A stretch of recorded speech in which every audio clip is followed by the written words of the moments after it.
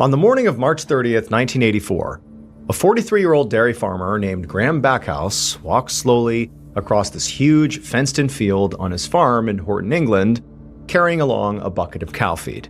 And Graham, like usual, was exhausted from all the endless daily chores on this farm that he was in charge of. 5 years ago, his father had died and he had inherited this farm, and so now he was, taking over this massive property with all these animals and all these just daily chores. It was backbreaking work.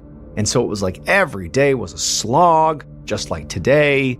But Graham was actually a terrible farmer. He did the chores, he did the things he was supposed to do every day, but he did not know how to run this farm. And so over the last 5 years that he'd inherited the big family farm, he had basically run it into the ground because he just didn't know what he was doing.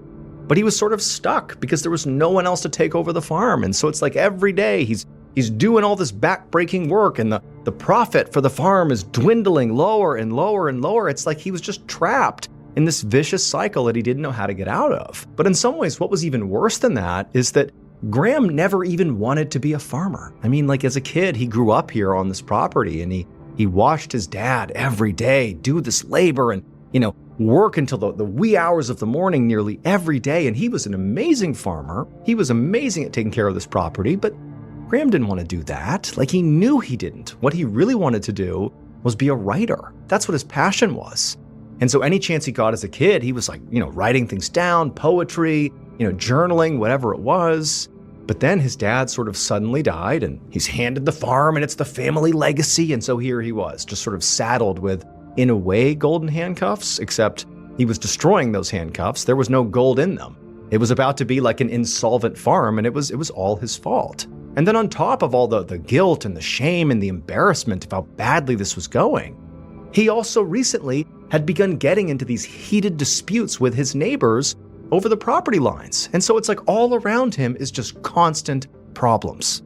And so now, as Graham dutifully trudged through the field with his bucket of feed, his mind is swimming with all the other things he has to do that day. And as he's walking along, he sees something odd on one of the fence posts up ahead.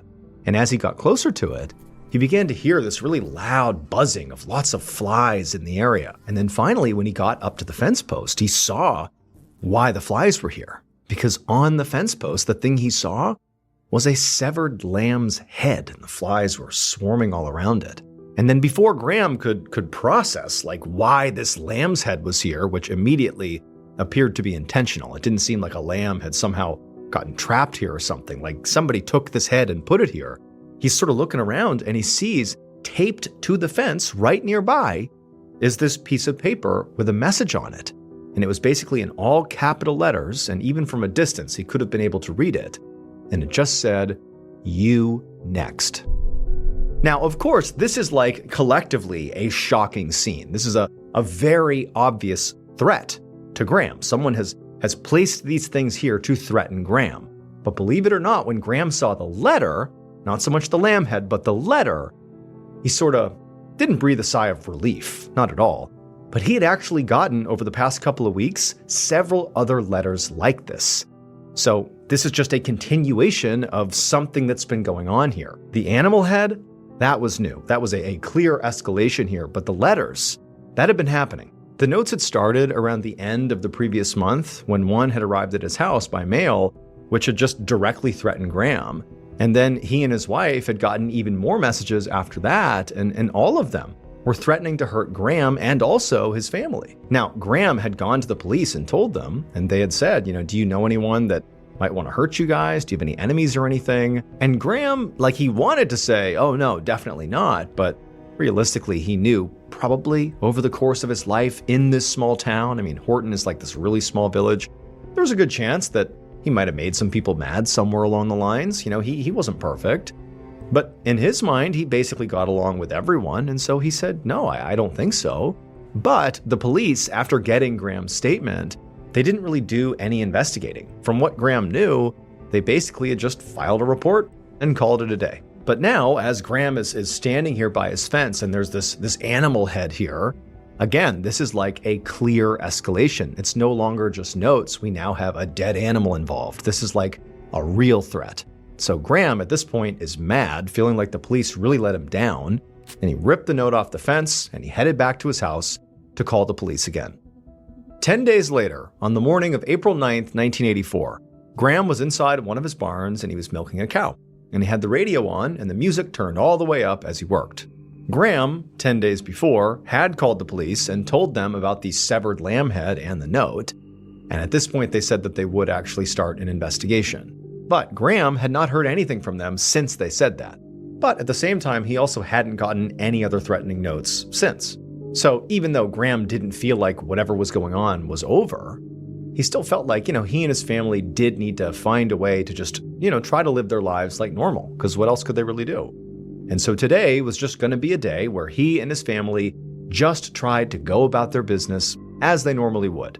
The kids were at school, and Margaret, his wife, had some errands to do in town, and Graham was on milking duty. And today, the cows were really lively, and so they're mooing constantly, and the music that Graham's playing is really loud, so the barn is just full of noise. In fact, it was so noisy that Graham didn't hear the barn doors open up behind him.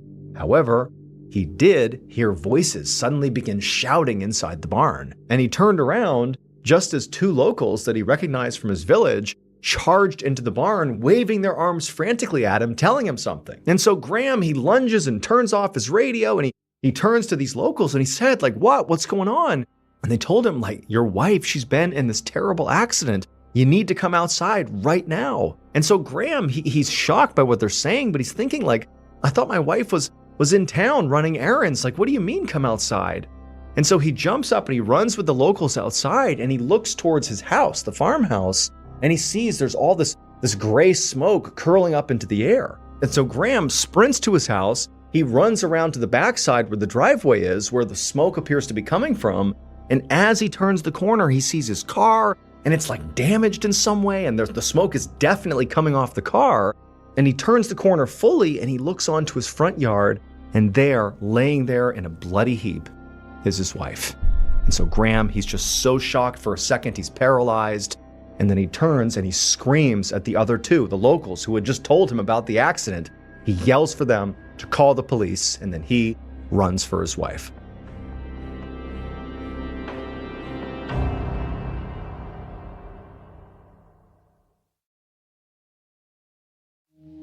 About 20 minutes later, Graham stood by his front steps with a police officer while a team of paramedics loaded his wife into an ambulance. Amazingly, despite her horrible injuries, especially to her legs, she was still alive. But Graham couldn't actually go with her to the hospital right now because he had to give a statement to the officer. Because it would turn out there had been a bomb underneath one of the car seats in the car Graham's wife was driving that had detonated, and it nearly killed his wife. And so now they needed to figure out how the heck this happened, and so Graham needed to give a statement while the bomb squad, which was swarming his property, looked everywhere to make sure there weren't more bombs here. And so, of course, Graham at this point is shocked. He's so worried about his wife. He doesn't really know the state of her injuries. She was just kind of whisked away and he wasn't allowed to go with her. And so his mind is very occupied with his wife, but then also there was a part of him that was just furious. He had told the police about these threats to him and his family that had only really been escalating over the past several weeks. 10 days ago, there's that severed lamb head on his post with the words, "You next." Clearly, this was getting worse. And the police seemed to have done nothing. And now here they are, demanding he explained what happened. And so he's furious. And so Graham again reiterates to this officer that there had been all these threats to he and his family over the past several weeks. And really, it seemed like the threats had been directed at him. And he actually pointed out to the officer that the car that had the bomb in it that, nearly killed his wife, that was actually his car. It was his Volvo. And his wife never drove that car. The only reason she was driving it today is because her car had an ignition issue. So this was anomalous that she was in the car. And so obviously the bomb was intended for him. And so as Graham is relaying all these details to this officer, they both start hearing all this shouting coming from sort of far away in the front of the property, towards the front of the driveway. And they turn and they see a mailman has driven his van onto the driveway and is driving right up towards the house. And remember, this is now a crime scene, and it's sort of a new crime scene. and there's all these officers everywhere, and they haven't fully roped everything off yet. And this van is basically just driving up into the crime scene. And so all the officers down in front are like, whoa, whoa, whoa, stop, stop, stop. And they stop the mailman, who's like, what is going on here? And he's like, hey, I just have the mail for them. And he hands a stack of letters to one of the police officers, who then tells the mailman to turn around and get out of here. And so he drives out of there. And then the officer with the mail comes up the driveway and he hands it over to Graham. And so Graham has just told the officer, the guy he gave a statement to, about all these threats he's been getting and how he thinks it's all tied to this bomb. And wouldn't you know it, the letter sitting at the top of this stack of mail that he was just handed had very familiar handwriting on it. It looked just like all the other threatening letters that he and his family had gotten over the previous few weeks. And so Graham, he turns to the officer and he's like, I know this is another threat. This envelope, it contains another threat for sure. And the officer, he's like, do not open it. We're going to take that. It's now evidence. 15 days later, on April 24th, Graham left his house and began walking down the road. And the fresh air was really helpful to Graham because right now he was feeling very anxious. Margaret miraculously had survived, but she was still in the hospital. She was still getting surgeries because, the bomb had done quite a bit of damage to particularly her lower half. There was all this shrapnel that had been embedded in her legs and her hips, and so she'd be there for quite some time. As for the children, they were not affected directly by the bomb, but of course they were, so upset because their mom's been hurt and they're scared because of all these threats. Like, is there going to be another attack? Like, it was awful for them. And so Graham, did his best to be strong for them, but it just didn't make sense to have them at the home with him. It was dangerous. They were scared all the time. So he had sent them to stay with his mother, basically to keep them safe and keep them calm and sort of away from him until this whole thing sort of blew over, or whatever this was, until it ended. And so Graham is just stuck at this farm by himself, basically spiraling 24/7. Like, he hates being here. He's always hated this farm. He resented the fact that he had to look after it, and it was just going so badly. And now it's like he has an actual, active threat against him and his family, and his wife's almost been killed. Like, life is just, it couldn't be worse right now. And then on top of that, the police were clearly investigating what happened here and investigating these threats. But so far, Graham had not gotten any answers. Now, immediately following the bombing, for the few days that followed, the police gave Graham and his family around-the-clock physical protection because, again, there's this active threat out there. But after a few days, when nothing else happened, and, it was really, taxing the police to be constantly monitoring this family, they throttled that back and instead just gave Graham a panic button that he could press in case he or his family had some emergency at the property. And so the police are gone, and Graham just has this panic button. His wife's at the hospital, his kids are away, and he's just, again, stuck at this farm. And he's just so upset. He's so stressed out. And in this place, this mental place he's in, where he's just wondering what's going to happen in the future, he began to think about who really would want to do this to him. Who could he really fixate on that would want to cause he and his family harm? And he actually came up with one suspect that began to make more and more sense the more he thought about them. His neighbor. Graham's neighbor was a guy named Colin. And in town, it was no secret that Graham and Colin didn't get along, primarily because they bickered over property lines. Now, Graham and Colin's arguments never actually escalated into violence, but Graham knew that sometimes their fights got really heated, and it seemed entirely plausible that Colin might want to exact some physical violence on Graham. And so now, Graham was actually walking over to Colin's house, and he was just going to talk to him, because even though these two really didn't get along, they were capable of speaking to each other. This was not totally unusual. And so his plan was he was just going to go over there and intentionally not bring up sort of the elephant in the room here, which is, the bombing and the threats and the ongoing criminal investigation. Graham was just going to go over there and basically just make his presence known and just sort of see how Colin reacted to him, see if he acted strange, see if he could pick up on any suspicious behavior by Colin. And so he turned the corner and he walks up Colin's driveway, and Colin was actually out in front, and Colin sort of turned and saw Graham and did not look pleased to see him, and he didn't walk up to greet him or anything. He just stood there staring at him. But Graham confidently strode up the driveway and he just started talking to Colin. and they had this sort of weird, stilted conversation where neither man really wanted to see the other, but they really didn't talk about anything of substance. Graham didn't really explain why he was there. They just had this weird small talk, and then they said their goodbyes, and Graham turned and he walked away. And as Graham walked back to his property, it started to become more and more clear in his mind, like how bizarre it was that in this conversation, which, of course it was awkward, these guys don't get along, but how weird it was that Colin didn't ask why Graham had come over. He didn't bring up the bombing. He didn't ask about, Graham's wife. He didn't ask about anything. It was like this weird, super neutral conversation. And for Graham, it just made Colin feel that much more suspicious.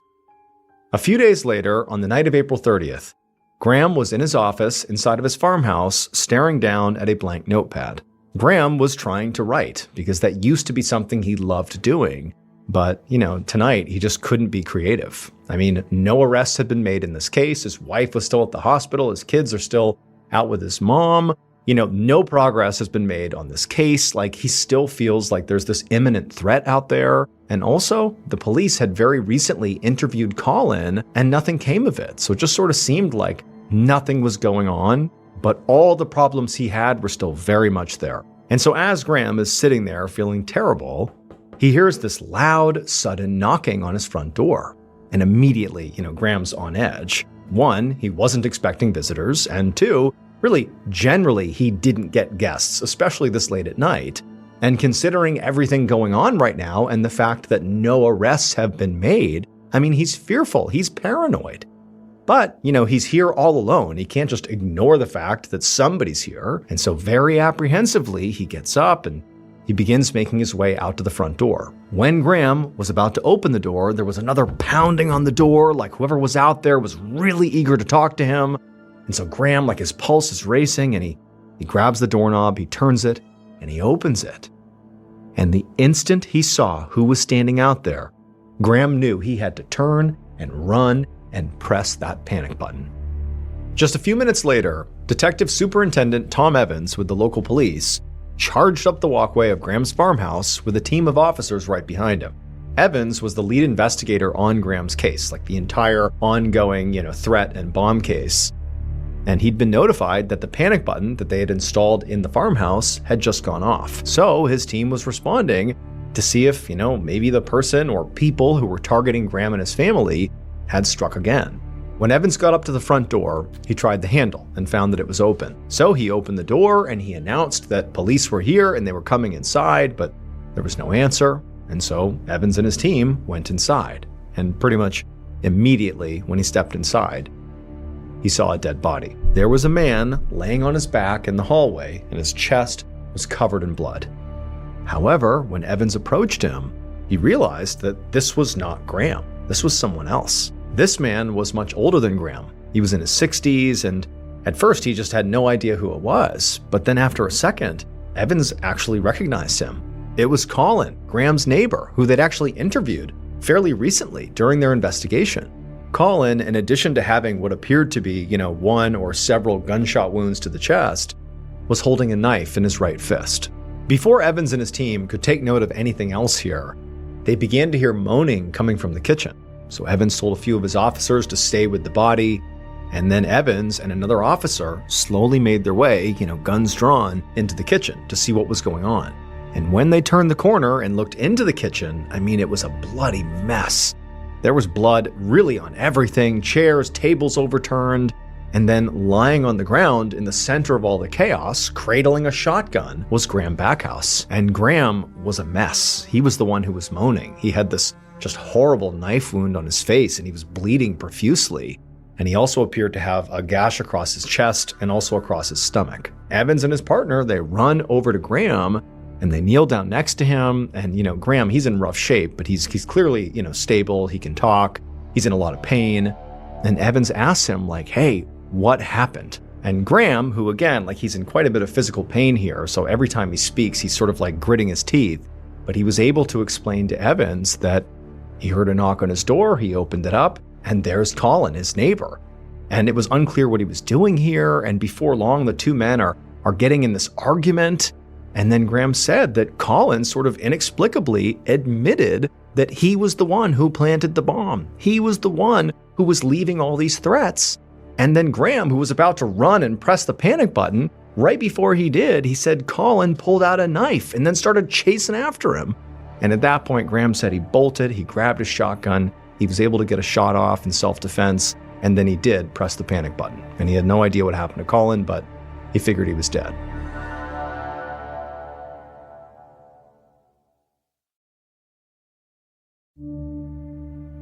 The paramedics eventually arrived, and it was determined that, Graham's injuries were serious, but he would survive. However, he was still ushered out into an ambulance and brought to the hospital. And then after Graham was gone, the police once again roped off the farmhouse and began processing the scene, taking pictures of everything and collecting evidence. And then after they were done doing that, the police also went next door to Colin's property and roped that off and searched that as well to look for evidence. And they discovered under some leaves on his property was actually a piece of pipe that exactly matched the bomb that was used to blow up the car that nearly killed Margaret. So at this point, it seemed extremely likely that Colin really was the bomber. But over the next few days, as Evans and his team analyzed all the other forensics and items and photographs that they'd collected, they noticed something strange. And then they found another new piece of evidence that actually was even more damning and far more significant than that pipe that was found on Colin's property. This new evidence was just a very mundane, everyday object. However, this object told Evans that he and his team had gotten this entire case completely wrong. What was really going on here was like nothing Evans had ever experienced in his entire nearly 30-year law enforcement career. In fact, what was happening here was closer to something out of a detective novel. So Graham Backhouse really did love to write, and he had dreamed of being a writer. Specifically, he actually had wanted to write detective stories. And in some ways, over the last few weeks during all this madness, he'd sort of done exactly that.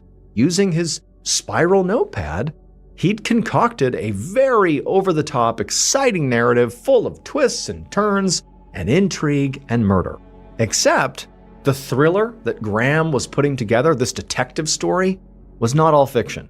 In fact, most of it was very, very real. It would turn out the threatening notes, the severed lamb's head, the bomb that nearly killed his wife, all of those were Graham's ideas. The farm, because of Graham, was in a lot of debt. So Graham took out a series of life insurance policies on his wife and then planned to murder her with a bomb that he made. But before he did that, he wrote and planted a whole bunch of threatening notes around the property, and he mailed to himself. That way, police would think there was like this maniac on the loose that was after his family, and that Graham was nothing more than a victim. However, Margaret didn't die from the bomb, and Graham panicked. He worried that police would eventually realize it was him who planted the bomb, and so he decided he would frame his neighbor, Colin, as the fall guy, since it was widely known in the village that they didn't get along. Except, while Graham had managed to create a new twist, an outrageous turn in the storyline, unfortunately, he was just as terrible at covering up his crime as he was at farming. Colin's murder scene had a whole bunch of evidence that clearly proved Graham had set the whole thing up. The blood spatter was completely off, and Graham had no defensive wounds. But the big clue that led the police to actually arresting Graham was his own spiral notepad. They'd found the notepad in Graham's office, and on one of the sheets was a very unique-looking circular doodle that clearly Graham had drawn on it. And when he drew this doodle, the pen had made an impression on the sheets underneath it, and Graham had used some of those sheets underneath the doodle after he had done the doodle to write those threatening notes. And so the police, they had those notes because, Graham had been turning them over as evidence of this maniac. And they had previously noticed that on these notes, in addition to the letters, there appeared to be like an imprint on the piece of paper that was like a very unique doodle. And now they were staring at the original doodle on his notepad.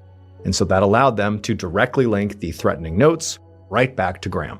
Graham Backhouse was found guilty of murder and attempted murder and given 2 life sentences. He would die in prison of a heart attack in 1994. Michelle Hadley was born in 1985 in Ontario, California, a city located 40 miles east of Los Angeles. Her parents, who owned a small manufacturing business in town, never had a ton of money, but they always had enough to make ends meet. Growing up, Michelle's parents taught her and her younger sister to always put their all into whatever it was they were involved in, whether it was academics, athletics, or relationships. They also taught their daughters to always take their Christianity very seriously. By the time Michelle was in high school, she had made her parents very proud, becoming one of the top students in her class, and also becoming a very talented cross-country runner. But despite these early successes, Michelle never bragged about them. Not because she was trying to stay humble necessarily, but because that was just her personality. She was a very private person who did not seek the spotlight. After high school, Michelle attended Dickinson College in Pennsylvania on a scholarship, and then after graduation, when Michelle was just 22 years old, she married her high school sweetheart. However, that relationship would not last. When they divorced just 4 years later, Michelle was upset about it, but she was confident that she was going to be okay. She was still very young, she had the full support of her family, and she had a good job that allowed her to be self-sufficient. All she needed to do was to be patient and wait for the right partner to come along. And in 2013, roughly a year after her divorce, it seemed like the right partner had. In August of that year, Michelle connected with a U.S. Marshal named Ian Diaz on a dating website. The U.S. Marshal Service is the federal government's primary agency for fugitive investigations. Shortly after Michelle and Ian connected online, they met in person for the first time over a cup of coffee. At 35, Ian was 9 years older than Michelle. He was tall and fit. Michelle was slender with dark hair and deep brown eyes. They both had great smiles, and right away they hit it off. That first cup of coffee was quickly followed by text messages, phone calls, and arrangements to meet again. On just their second date, Ian blurted out, "I love you," to Michelle. This definitely caught Michelle by surprise, but she was thrilled. As a child, she sometimes fantasized about being a princess and having her Prince Charming come along and whisk her away. And suddenly it seemed like that actually was happening. Over the next several months, the pair would continue to see each other on a near daily basis, and then in the spring of 2014, they moved in together, and then in December of 2014, Ian took Michelle on a trip to New York City where he asked for her hand in marriage, and she would say yes. Michelle was on cloud nine. Ian really was her Prince Charming. Once they were engaged, Michelle threw herself into planning their perfect future together as Mr. and Mrs. Diaz. However, cracks began to appear in their relationship. Michelle would later say that Ian had pressured her to take a $20,000 pay cut to leave her job that she loved and take a marketing position at a place he loved and had once worked himself, Disneyland Resort in Anaheim, California. She also said that Ian began asking her to wear more revealing, sexier clothes, and he wanted her to get acrylic nails and get her belly button pierced. It wasn't Michelle's style, but since she didn't want to disappoint her future husband, she would, from time to time, put on the crop tops and short skirts just to make him happy. But despite doing that, Ian never really did seem happy, and eventually he would open up to her about some of his deeper sexual fantasies. He told Michelle that what he really wanted to see was her having sex with other men. At first, Michelle was stunned and said, "No, absolutely not." But despite her refusal, Ian brought the subject up again and again, each time with a little more insistence, and then finally, Michelle agreed. On Valentine's Day 2015, with enough cold medicine and alcohol in her system to lower her inhibitions, Michelle had sex with a stranger that she believed Ian had recruited on Craigslist. What Michelle didn't know was that Ian had filmed the entire sexual encounter, and then afterward, he wanted to watch it with her. Michelle was horrified. She begged Ian to destroy this video, but Ian refused and said, "No one forced you to do it." But despite these huge issues in their relationship, they did not cause the couple to end their engagement. In fact, these issues only seemed to bring the couple closer together, if for the wrong reasons. As Ian became more and more controlling of Michelle, Michelle became more and more emotionally dependent on Ian. And so with that in mind, in June of 2015, 8 months before their wedding date, Ian and Michelle took out a mortgage together and they moved into a brand new 2-story condo in downtown Anaheim, California. It was Michelle who came up with the entire $14,400 down payment, but she didn't care. She and Ian were both so excited about a change of scenery to hopefully get their relationship back on track. Just weeks after moving in, all of the excitement of the new place was gone, and in its place were all of their old unresolved issues. Soon, minor disagreements became major arguments, and major arguments turned into vicious accusations of infidelity and betrayal. Finally, the fights turned physical. When Michelle threatened to leave, he held her down on the bed while she tried to kick and claw her way free. Families on both sides of the warring couple had the same advice. You are not good for each other, you need to end it.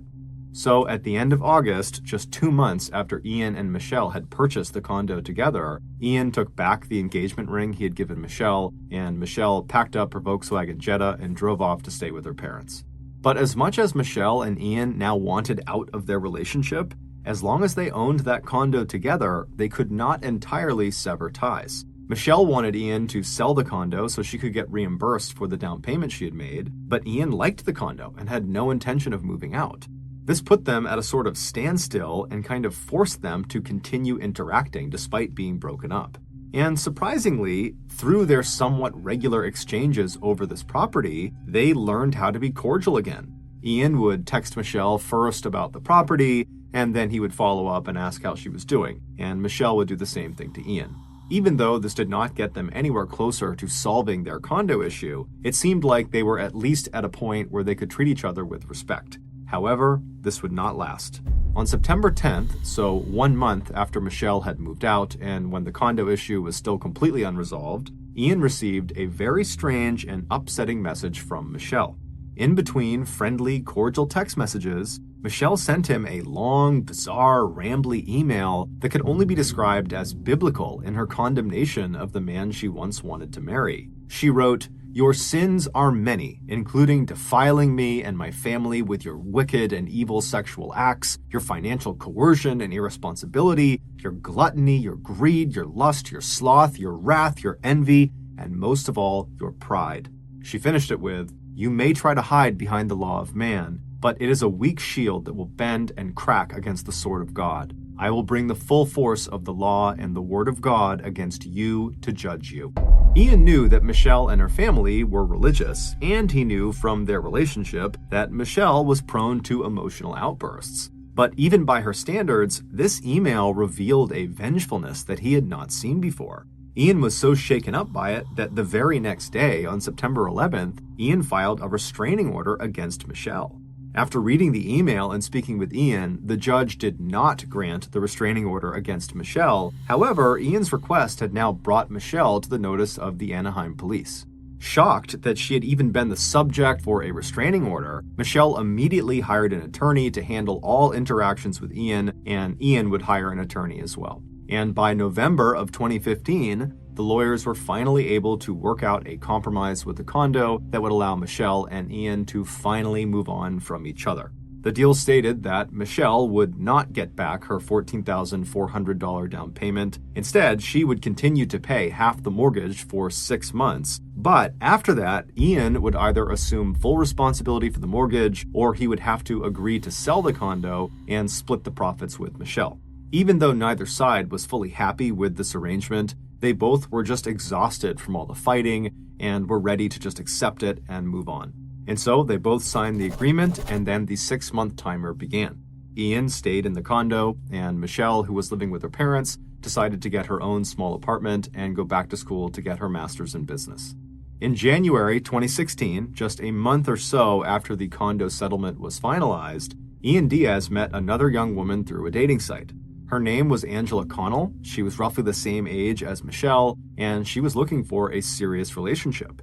When she and Ian finally met in person, they both liked what they saw. During their first date, Ian was honest with Angela and told her that he had just recently gotten out of an engagement that had ended very badly, but he was still certain he wanted to get married and raise a family, which was very reassuring to Angela. Only 1 month later, Ian and Angela would get married, and Angela would move into Ian's condo, the same condo he had bought with Michelle. In May, just 4 months after meeting Ian and 2 months away from the deadline for Ian to assume paying the full mortgage on the condo or sell the property, Angela surprised her husband with a sonogram and announced that she was pregnant with twins. The couple was beyond excited. They sent copies of the sonogram of the twins to family and friends, and Angela wasted no time prepping their home for the twins' arrival. Everything had moved quickly, but the couple was very excited at the prospect of starting a family together. Later that month, on May 22nd, Angela was at the condo alone when she hopped on her computer to check her email. Once her inbox loaded, she noticed there was an email from a man named Jason Ray. She didn't recognize the name, but at first glance, it looked like a real email from a real person, not some spam message, so she clicked on it to see what it was.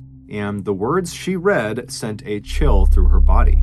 The email was definitely not spam. It was a personal message intended for Angela, and whoever this Jason person was clearly knew personal details about her and her husband.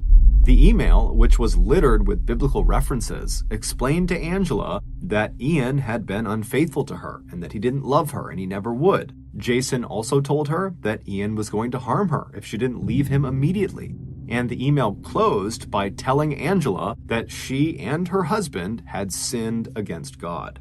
Angela stared at her computer screen for quite a while, wondering what she should do. Eventually, after reading it a few more times, she decided it had to be some sort of sick joke and that the best thing to do was just to ignore it. So she deleted the email, shut her computer, and she walked away.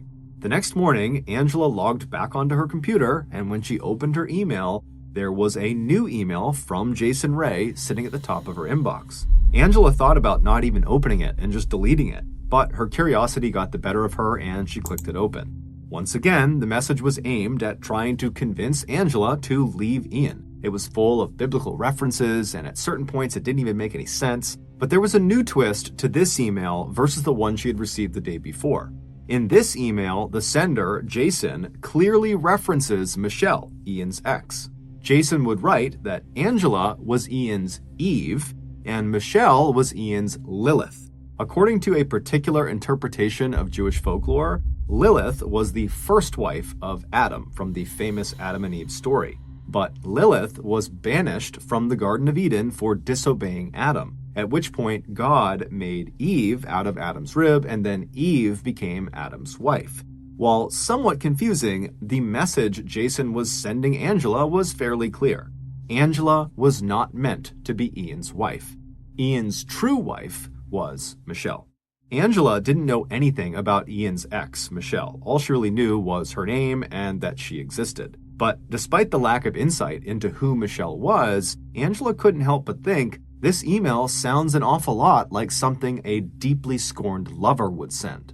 And so that night when Ian got home, Angela showed him the latest email from Jason Ray and told him, I think this is your ex, Michelle. At first, Ian was confused. He and Michelle had settled their issues. They had moved on, so why would she write this? But after reading the email a few more times and seeing all the over-the-top biblical language that Michelle had previously used in emails to him, he became convinced as well that this probably was Michelle.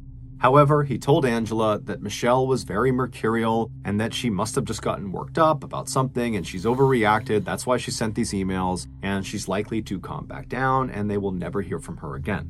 However, he told Angela if the emails do continue, please let him know and he would go to the police. For the next several days, Angela checked her email, but no strange emails came through.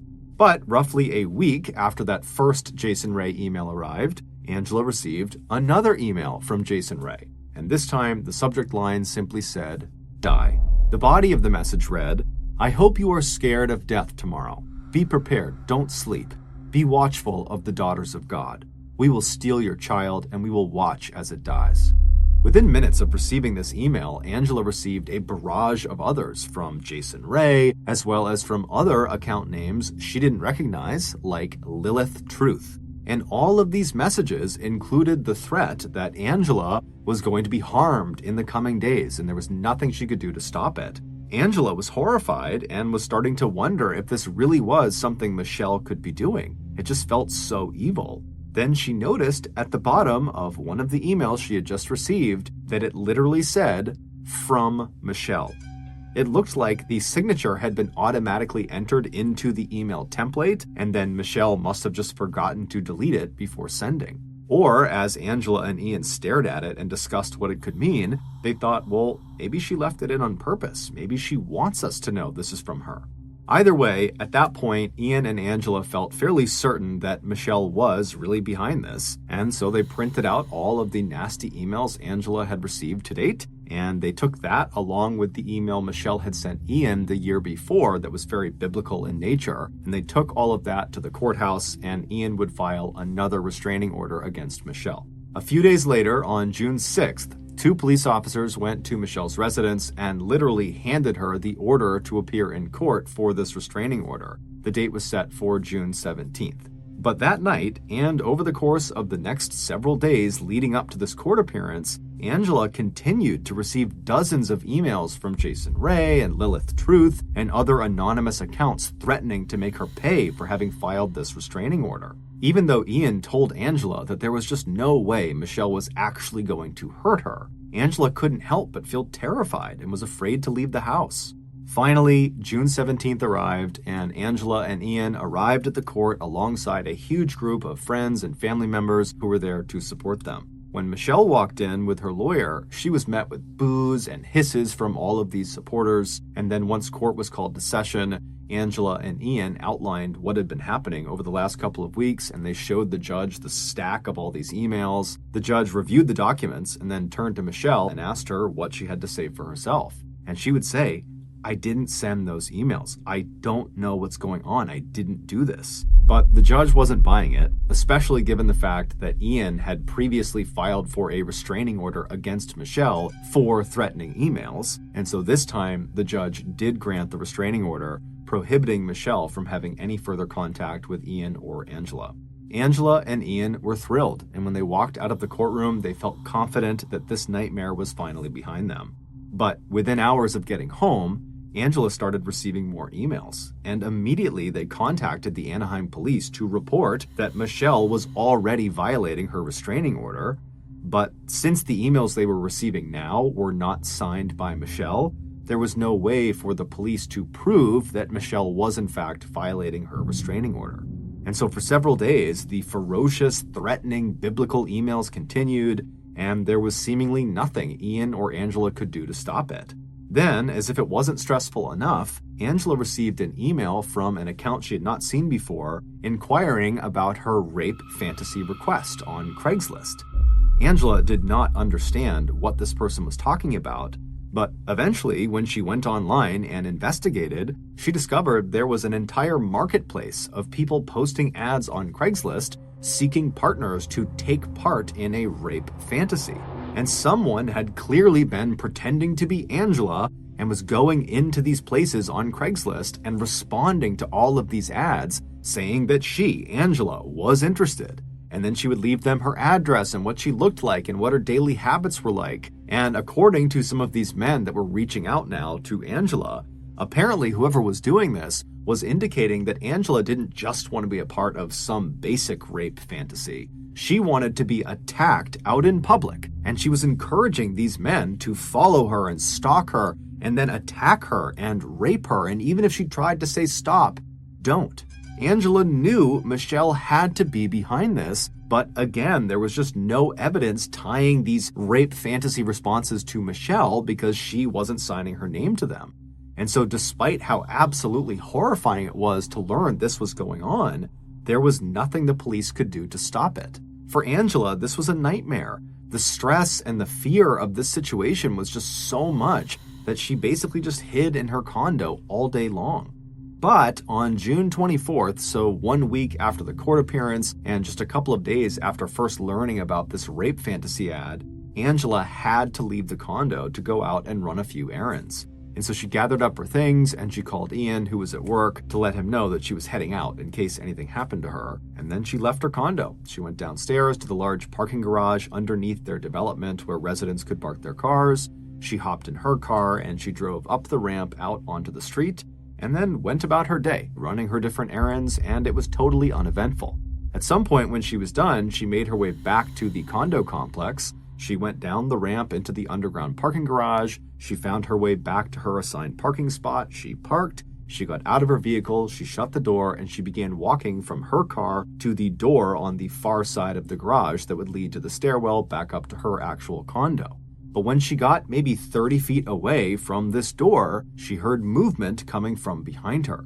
She turned around and she saw there was this man who she didn't recognize who was walking very quickly toward her, and because she was already completely on edge, given all these threats she's been receiving, threats of bodily harm, threats of rape, she immediately screamed and started running towards this door that would take her to the stairwell. But before she could open the door and get inside, this man had lunged and grabbed her around the neck, and he was trying to pull her to the ground, and he was trying to pull her clothes off. And Angela began punching and kicking and screaming and biting, doing anything she could. And eventually she was able to fight this person off of her, and he quickly turned and ran away. And then Angela quickly picked up her stuff. She ran into the door, ran upstairs, got into her condo, and as soon as her door had shut and locked behind her, she picked up her phone and she dialed 911. And she was so hysterical that when she talked to the dispatcher, they couldn't understand what was happening, but eventually she was able to tell them what had happened and to please come out here and help her. And then a little while later, when the police showed up, they found Angela still totally hysterical in her condo. Her shirt had been ripped in half and she had red spots all around her neck from where this guy had grabbed her. But overall, she was okay. The police would search the building, but there was no sign of her attacker. However, Angela would tell police that she was fairly confident she understood what had just happened.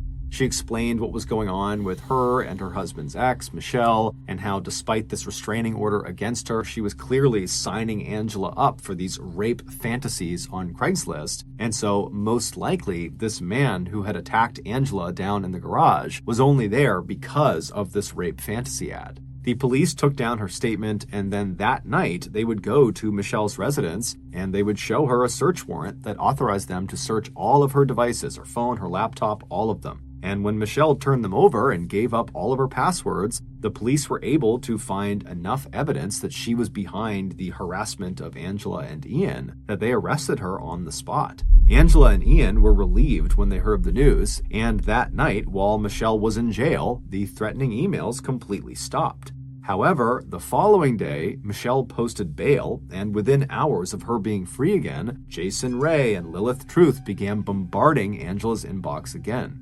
Angela was so distraught, she went to the doctor for a checkup, worried that her stress would negatively affect her pregnancy. And to her horror, the doctor would tell her that she had actually lost the twins. She had miscarried. And if that wasn't horrible enough, the doctor also discovered that her cervical cancer, which had been in remission, was now back. While Angela and Ian grieved the loss of their unborn children and wondered what they would do about Angela's cancer, the horrible emails continued. And men kept showing up at their front door, asking to come inside for violent sex with Angela. Finally, on July 13th, so roughly 2 weeks since Angela was attacked in the parking garage, Angela looked out of her window and she saw there was this young man kind of lurking on the side of their condo complex, and he appeared to be hiding. Worried this guy was going to ambush her as soon as she walked outside, she called the police. The police showed up and they spoke to the young man, who would confirm he was there because he was responding to a rape fantasy ad. He said the woman inside, Angela, had told him to come here and have his way with her. After this incident, Ian was completely fed up and he demanded the police do something about this. You need to go arrest Michelle and keep her behind bars. And sure enough, the next day, Michelle was arrested again. But this time, her bail was set for $1 million, making it impossible for her to make bond. Angela and Ian finally were able to breathe a sigh of relief, although they didn't know exactly what she would be charged with or what the legal outcomes would be. For the time being, so long as Michelle was in jail, they knew they were safe. Except Michelle was completely innocent. Yes, she did send that first fire and brimstone biblical email the year before in September, the one that led to Ian filing that first restraining order request that was denied. But after that, she had lawyered up and not had any contact with Ian or his new wife. In fact, the first time Michelle had ever even laid eyes on Angela Diaz was on June 17th when Michelle was in court for that second restraining order request against her, which caught her completely by surprise. She had totally moved on with her life at that point and was dating other people and focusing on school, so when she was asked to come in and defend herself in court, she barely knew what to say. It didn't make any sense. And then when Michelle was arrested for the second time and couldn't make bail and so had to just sit in jail till her court date, her family hired a lawyer to investigate and figure out who was actually behind the harassment, because it wasn't Michelle. And what their lawyer would discover was truly shocking. Every horrible, threatening email that was sent to Angela's inbox was sent by Angela. The rape fantasy ads on Craigslist? Angela. The supposed attempted rape attack on Angela in her parking garage? That was completely made up. It never happened. She made those marks on her neck. She ripped her clothes off. It had all been an elaborate setup by Angela and by Ian. They had been in on this together. At the time they launched this frame job of Michelle, they were only a few weeks away from that 6-month deadline that Ian had to either sell the condo and split the profits with Michelle or take over the whole mortgage. And apparently, Ian and Angela believed their plan would result in Michelle losing her claim to the condo, and their legal agreement around the condo would become null and void, thereby saving Ian from being forced to sell the condo or having to potentially pay a higher price for it. The pair were so convinced this plan was going to work that Angela even lied about being pregnant. It was all a ruse to make it seem like Michelle's harassment had led Angela to lose her pregnancy. She was also lying about having cancer. Michelle's lawyer quickly uncovered lots of these holes in Ian and Angela's plan, and finally, after Michelle had sat in prison for 89 days after that second time she was arrested, she was released. On Tuesday, October 17th, 2017, Angela Diaz pleaded guilty to 10 felony and 22 misdemeanor charges, including kidnapping, false imprisonment, and falsely reporting a crime to a peace officer. She was sentenced to 5 years in state prison. Ian Diaz was not charged with any crimes at the time and continued in his job as a U.S. Marshal. But 2 years later, on December 20th, 2019, Michelle filed a civil rights lawsuit against Ian, alleging that he was in fact the mastermind of the plot that resulted in her wrongful imprisonment. She also brought charges against the Anaheim Police Department for their failure to properly follow up on evidence they discovered early in the investigation that showed the threatening emails Michelle was accused of sending, in fact, originated from the Diaz household. On Friday, May 3rd, 2021, the Anaheim police announced they had reached an undisclosed cash settlement with Michelle, and then a little over a week later, on May 13th, Ian Diaz was arrested and charged the following day with 1 count of conspiracy to commit cyberstalking, 1 count of cyberstalking, and 1 count of perjury for his false testimony in a deposition in connection with a federal civil lawsuit. If convicted, Ian faces a maximum penalty of 5 years in prison on each of the counts. His case is still pending. Since her public exoneration back in 2017, Michelle has gone on to finish her MBA, she has left California, and she found a great job in marketing with a beauty company. On April 15th, 2018, a 56-year-old woman named Yoshika Yasutake began dusting a piano inside of her family's very small and very clean home in the English village of Helmsley. Like she always did, after dusting the outside of this piano, Yoshika lifted up the lid and began individually dusting each of the piano keys. But as she did this, she was very careful not to press down accidentally on any of the keys and make a sound. That was the last thing she wanted to do. Every time Yoshika was in charge of cleaning the house, she always dreaded getting to the piano because she was so worried about making a sound. After Yoshika had finished dusting this piano, both outside and inside, she lowered the lid and then walked over to a bookcase right next to a window and began dusting each of the books. And as she did, she began to hear out the window the sounds of birds chirping and cars driving around and people chatting. And Yoshika, when she heard this, she stopped dusting for a moment and just looked out the window at the beautiful town, all the little stone cottages that lined the road.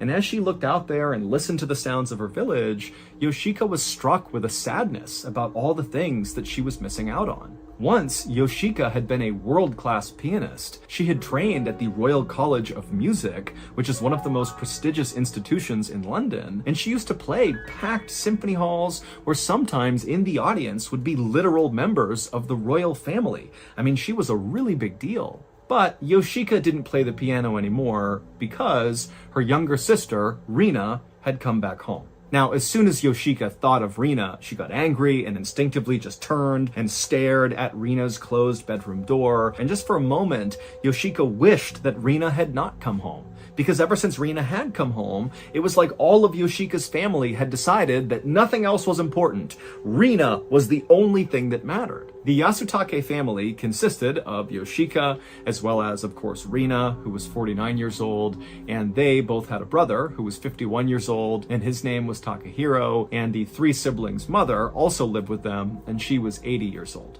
As for their dad, he had passed away a few years earlier. Yoshika and Takahiro were both very impressive in their own ways. Yoshika had been this amazing pianist, and Takahiro was this amazing writer, but Rina was just on another level. Rina not only spoke fluent Greek, Latin, English, and Japanese, but she also created her own dialect of Japanese with a complete system of grammar.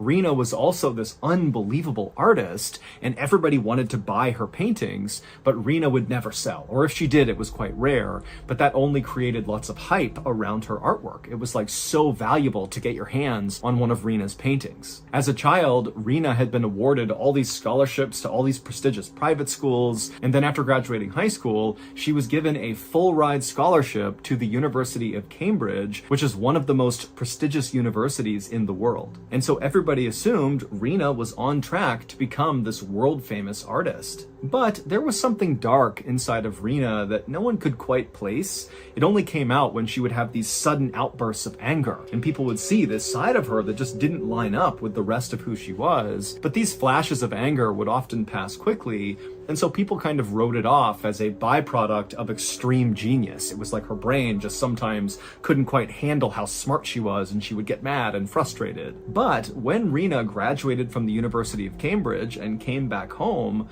she just was totally different. It was like something inside of her had snapped and stayed broken. A couple of days after Rina had come home, she had one of those sudden outbursts of anger, but Rina's anger never went away. She just stayed mad for days and days, and her family began asking her, like, what has gotten you so upset? But Rina refused to talk about it. And eventually, Rina just locked herself in her bedroom in the family home, and she would stay inside of there, refusing to talk to her family for weeks. And then when she did finally emerge after several weeks, it was clear Rina was just different. She basically refused to speak to anyone, family included, unless it was absolutely necessary, and she really never left the house or even her room unless it was totally necessary. And it would turn out this was not some post-college phase Rina was going through. This would become Rina's life. She basically became a total recluse inside of that bedroom for decades, to the point where the family's neighbors didn't even know Rina existed because she basically never came out of the house. Yoshika stopped staring at her sister's closed bedroom door and turned her attention back to the books on the shelf. She finished dusting them, and then after she was done cleaning the house, and so she put the duster down, and Yoshika very quietly tiptoed her way over to Rina's closed bedroom door, and very quietly she knocked. Rina hated loud noises, which is why Yoshika was no longer allowed to play the piano, because it was too loud for Rina. After Yoshika gave this light knock, she began counting in her head to 30, because Rina had told her, you do not come in right away. You knock, and you wait 30 seconds at least, and then maybe I'll let you come inside. And so Yoshika, she's counting in her head, 1, 2, 3, she gets to 25, 26, 27, and then from inside the room, Rina would tell Yoshika, okay, you're allowed to enter. Yoshika very slowly reached down, she turned the knob and opened up her sister's bedroom door, and it revealed this totally dark room, this very small, cramped space. All the shades and blinds had been drawn, and Rina was sitting on her bed, completely silent. And Yoshika, she kept her head down, being very careful not to make eye contact with Rina. She didn't want to upset her.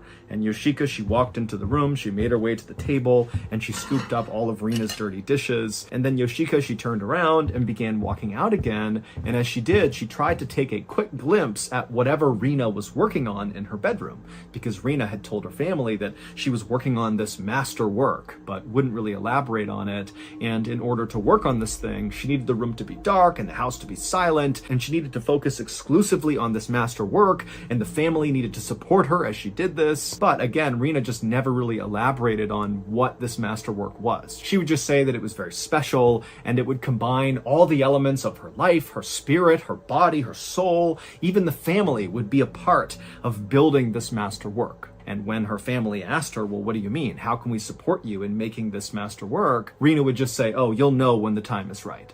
Yoshika couldn't get a glimpse of the masterwork, and so she quickly turned her head back down to the ground and shuffled her way out of Rina's room and shut the door behind her.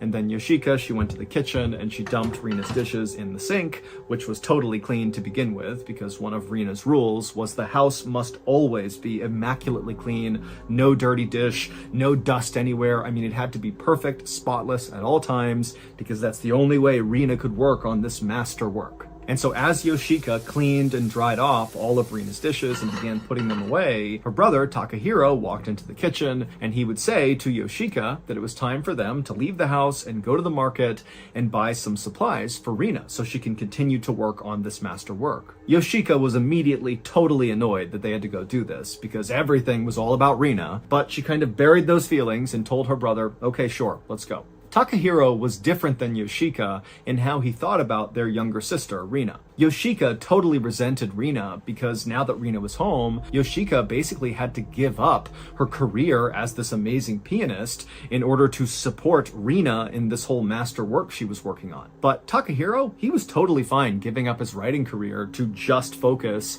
on supporting Rina because he really believed in Rina, and he thought that this master work she was building was going to be like the single greatest piece of art in the history of humankind. And so Takahiro felt proud to kind of be a part of it. Now, Takahiro, like the rest of his family, had no idea what this masterwork actually was, but Takahiro and Rina had a much better relationship than Yoshika and Rina, and so Rina would tell Takahiro the specific things that she needed in order to build this masterwork. And so that day, Rina had told Takahiro some things she needed, and so he and Yoshika were going to go out and get them. So Takahiro and Yoshika threw on their jackets and stepped outside, and as soon as they were out there, they both flipped their collars up and kind of concealed their faces and put their heads down because they were very careful not to make eye contact with other people. This family was already very private, but with Rina, they had been instructed to be even more private and not even really interact with the outside world. And so basically, anytime they went out in public, they would kind of hide themselves. And so Yoshika and Takahiro, they made their way to the pharmacy, they ducked their way inside, and they would purchase a bottle of surgical spirits, which is sort of like a medical alcohol. And then after buying that, the brother and sister put their collars back up, headed back outside, and they went to an old used bookstore and they bought a book on palm reading, which is the art of studying the lines on your hands in order to tell someone's future. And when the brother and sister bought this book, even though the cashier was talking to them, they kept their heads down and didn't say a word to the cashier. And then after getting their book, the brother and sister hurried their way back home.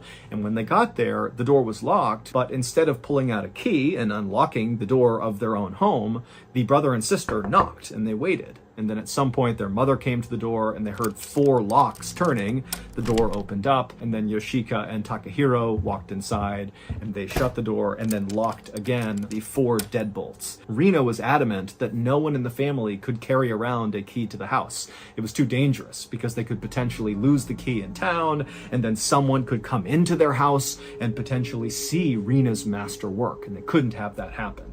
And so nobody had keys. They had to knock each time they came home. And the reason they had 4 locks on the door was, again, because Rina was very worried about somebody coming into this house and seeing what she was doing. Yoshika carried the bag with the supplies inside of it, the surgical spirits and the palm reading book, over to Rina's closed bedroom door. And instead of knocking, Yoshika just placed the bag right outside the door. She turned around and began walking away. And then as she did, she heard the sound of Rina's door opening just a crack. And Yoshika, she quickly turned around and she saw a tiny skinny arm reach out from behind the door. It grabbed the bag and then pulled the bag back into the room, and the door shut and locked.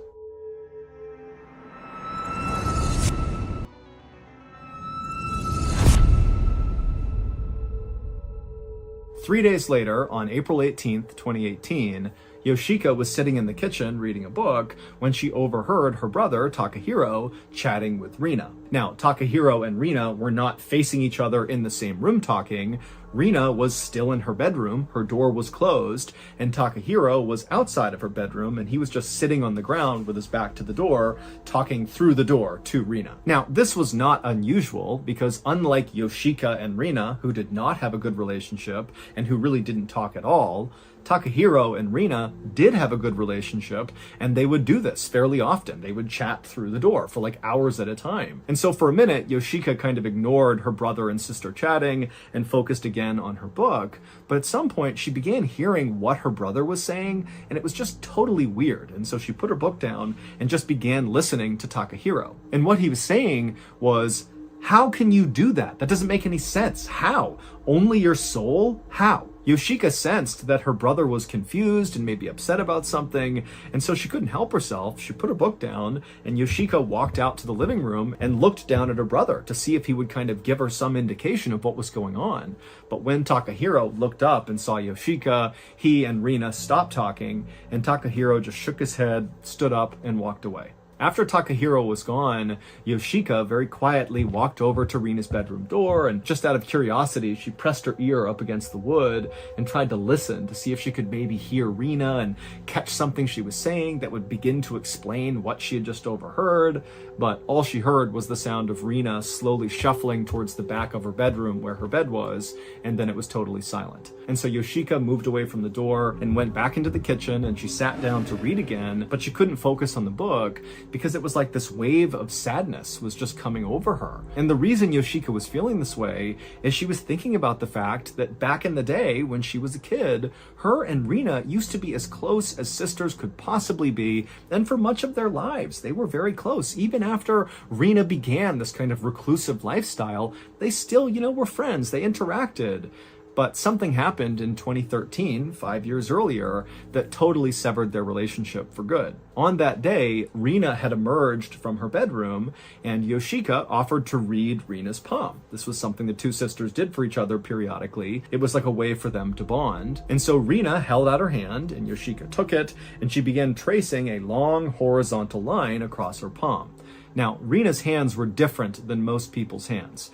Rina had something called a simian line, which is a very rare thing on people's palms. It's like this long horizontal line that runs the length of your hand. In palm reading, a simian line can be either very good or very bad. It can indicate that the person is a visionary or a mystic, so that's the good side, or it can indicate that this person has a terrible disease or they're very aggressive, so that's the bad side. Rina knew she had the simian line, and she believed that it represented something good. She would say that she had a visionary soul. But on this particular day in 2013, the family had recently been banned from a local supermarket because Rina had actually gone to this market and gotten really upset with some staff members and totally lost her cool and screamed and yelled at them, and so they had been banned. And so Yoshika, thinking about this, she's looking at Rina's palm and she goes, oh, the simian line. Maybe this is why you were acting so aggressive at the supermarket.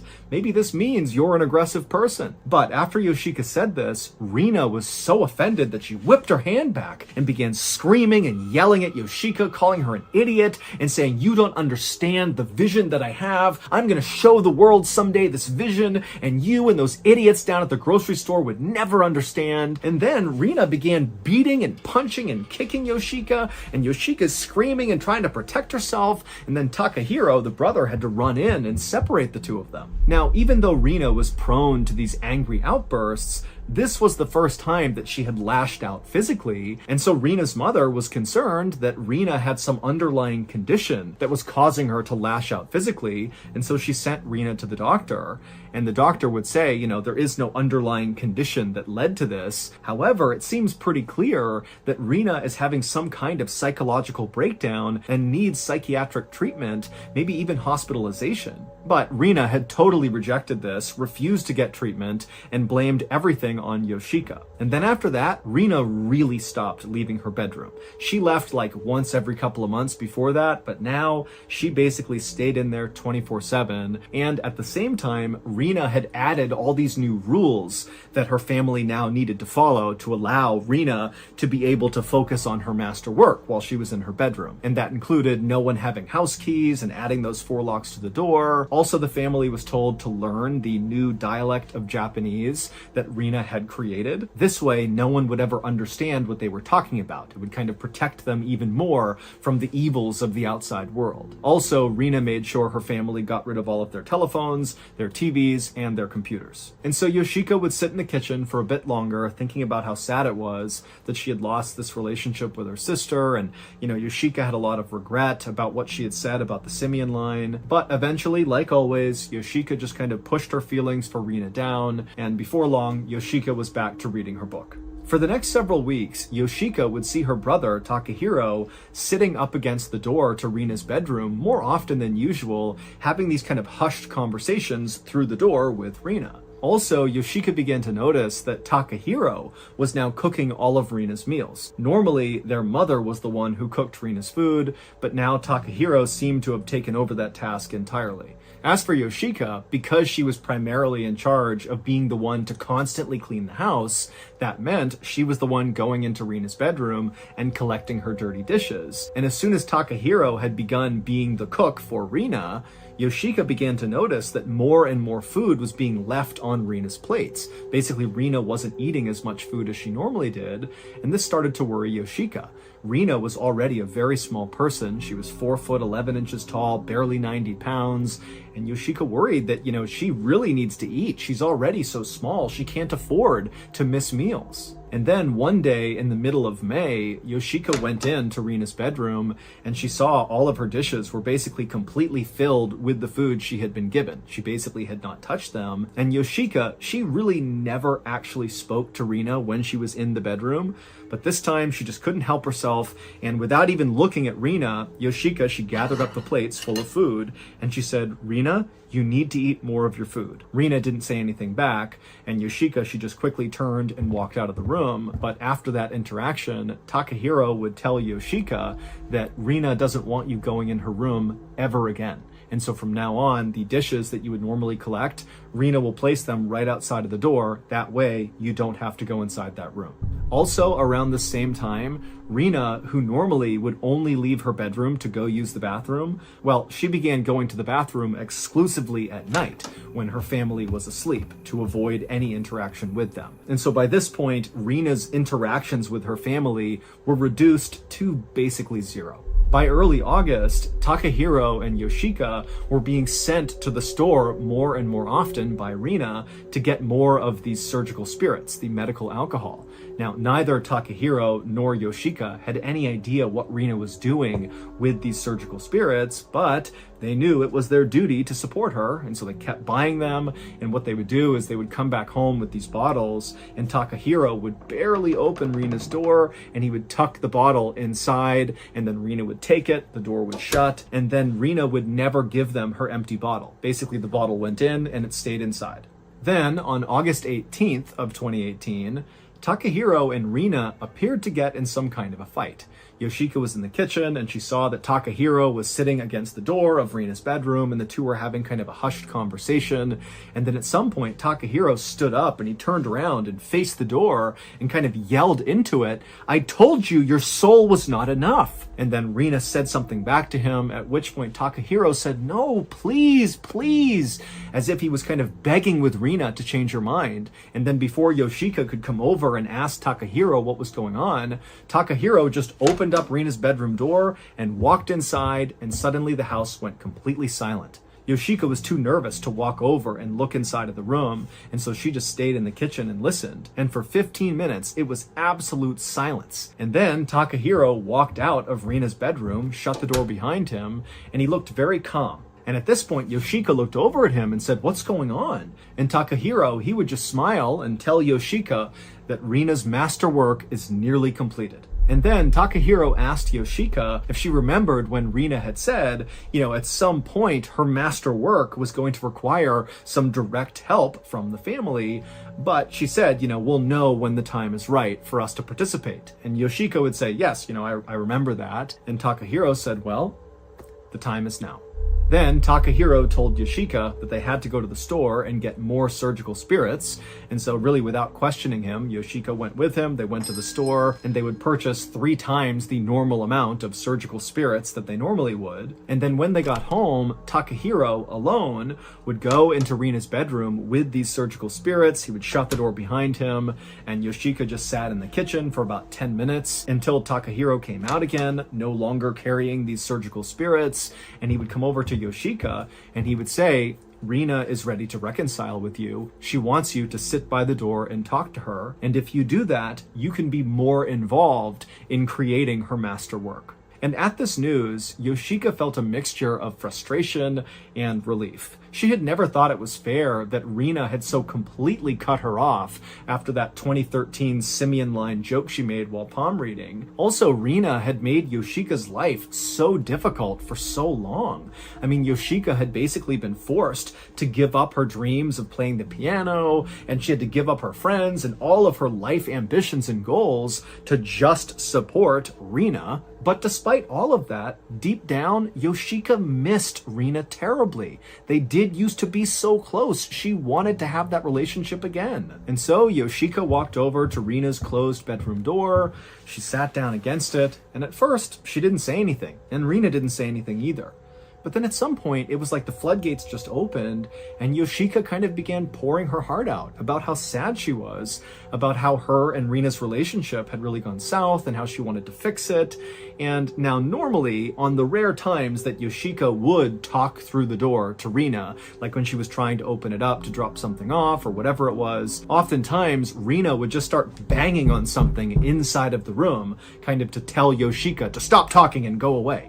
But as Yoshika sat there pouring her heart out to Rina through the door, the one thing Yoshika noticed was there was no pounding coming from inside the room.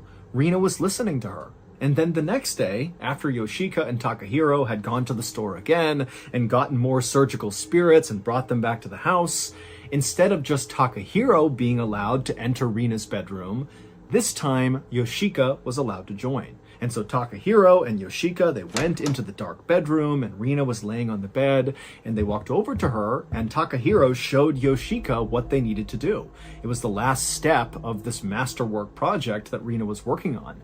They basically needed to rub these surgical spirits all over Rina's body. Now, Yoshika didn't really understand why they were doing this, but she respected that this was part of Rina's plan, and frankly, Yoshika was just happy to be included in creating this master work, and so she didn't really ask any questions.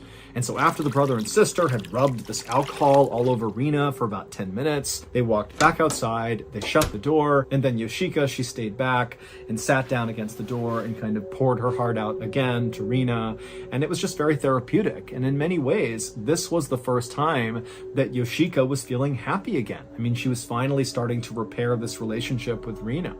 And so over the next several weeks, this became Yoshika's new daily routine. Her and her brother would get all these surgical spirits, they'd come home, they'd rub them all over Rina, and then over the course of the day, Yoshika would stop by the door and chat with Rina through it, and that was it. And then on September 25th, 2018, after Yoshika and Takahiro had applied these surgical spirits to Rina's body, Yoshika told Rina that she had a very special surprise for her. Yoshika was in a really good mood this day because one, she was feeling really good about her new relationship with her sister, but also two, when she had gone to the pharmacy earlier with her brother, normally they didn't have any interaction with the pharmacist who sold the surgical spirits, mostly because Yoshika and her brother did their best to kind of like hide themselves and make it very clear they were not looking to talk. But on this particular day, the pharmacist had been very talkative and was trying to talk to Yoshika, and Yoshika, she decided she would talk back. Now, their conversation was not very substantive. Basically, the pharmacist finally had asked Yoshika,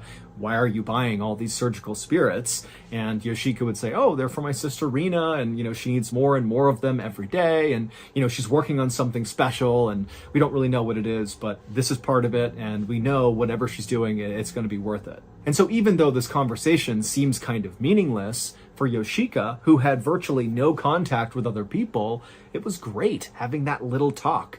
And so when she came home, she just felt ready to do something special for Rina. And so after Yoshika and Takahiro had left Rina's bedroom after applying these surgical spirits, Yoshika went to go give Rina her surprise. And so Yoshika, she walked over to the family piano that was not far from Rina's bedroom door.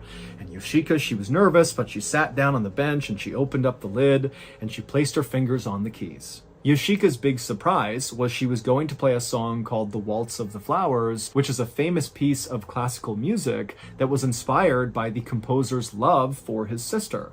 And so Yoshika thought this was the perfect song to finally play in this house for Rina. She'll see that I love her so much. And so Yoshika, she began to play the song, and as she did, she was constantly listening to see if Rina would start banging on something to tell Yoshika to stop. But again, she didn't. It was quiet. And so Yoshika, she played this beautiful song. And then when it was all over, again, Yoshika's listening carefully for Rina to yell out or be mad that she's playing this loud music in the house. But it was just quiet. And so again, Yoshika just felt this closeness to her sister. And before long, Yoshika felt tears of happiness coming down her cheeks. But then, as Yoshika closed the lid of the piano, she did hear a banging, but it wasn't coming from Rina's bedroom. It was coming from the front door. And then a moment later, Yoshika heard someone scream from outside the front door, "Police, open up!" But before Yoshika could go to the door to open it, her mother had ran to the door. She opened all 4 locks, but then only opened it a crack and tried to yell at the police to go away, go away. But the police, they were kind of pushing on the door, trying to get the mother to get out of the way. And Yoshika, she kind of moved over and looked through the crack, and she saw it wasn't just a couple of police officers. It was a whole army of police officers and firefighters and EMTs. There was an ambulance. And then before long, the police officer that had been yelling, open up, he finally just pushed and got the door open all the way. And then a swarm of people in uniforms flooded the home. And as soon as all these officers were in the house, they immediately began opening up every door like they were looking for something. And then finally they got to Rina's bedroom and they opened the door. And as soon as they did, Yoshika watched as the officers just stopped at the doorway and they began cussing and yelling and turning their faces away. And then the officers went into Rina's bedroom. And then a minute later, they began talking on their radio. And then EMTs came into the house with a stretcher. They went into Rina's bedroom. And then before long, Yoshika, Takahiro, and their mother watched as the stretcher came out again with these officers and EMTs, and on the stretcher was Rina, and she looked terrible. Her eyes were sunken back in her head, and her skin was so pale it was practically see-through. I mean, really, she just kind of looked like a skeleton. The real story of what happened inside of that family's home would quickly become international news. And not because Rina was secretly creating a masterwork of art in her bedroom. Here's what really happened. Rina stopped eating food in April of 2018. She would say that the only thing she needed to be nourished was her visionary soul. And so basically, because she had this visionary soul, she didn't need food. That was the conversation that Yoshika had overheard between Takahiro and Rina when Takahiro was saying, "Only your soul? How? Well, he was trying to figure out how Rina was going to survive by being nourished by her soul. It didn't make any sense. Fast forward 4 months to August 18th, and again, Yoshika had overheard her brother and her sister talking through the bedroom door, except on this day, it sounded like Takahiro was fighting with Rina, because at some point he had stood up and yelled through the door, "I told you your soul wasn't enough!" And then he had busted inside of Rina's bedroom and stayed in there in silence for 15 minutes, only to come back out again and very calmly tell Yoshika that, "Don't worry, Rina is nearing the end of her master work, and we just need to go out and get her more surgical spirits." Well, it would turn out the reason Takahiro was mad and yelled through the door at Rina is because he was trying to talk to her through the door and she wasn't talking back. And he suspected it was because she wasn't eating, and so he had yelled at her about that and then barged into her room only to find Rina totally unresponsive, not moving, not talking, nothing.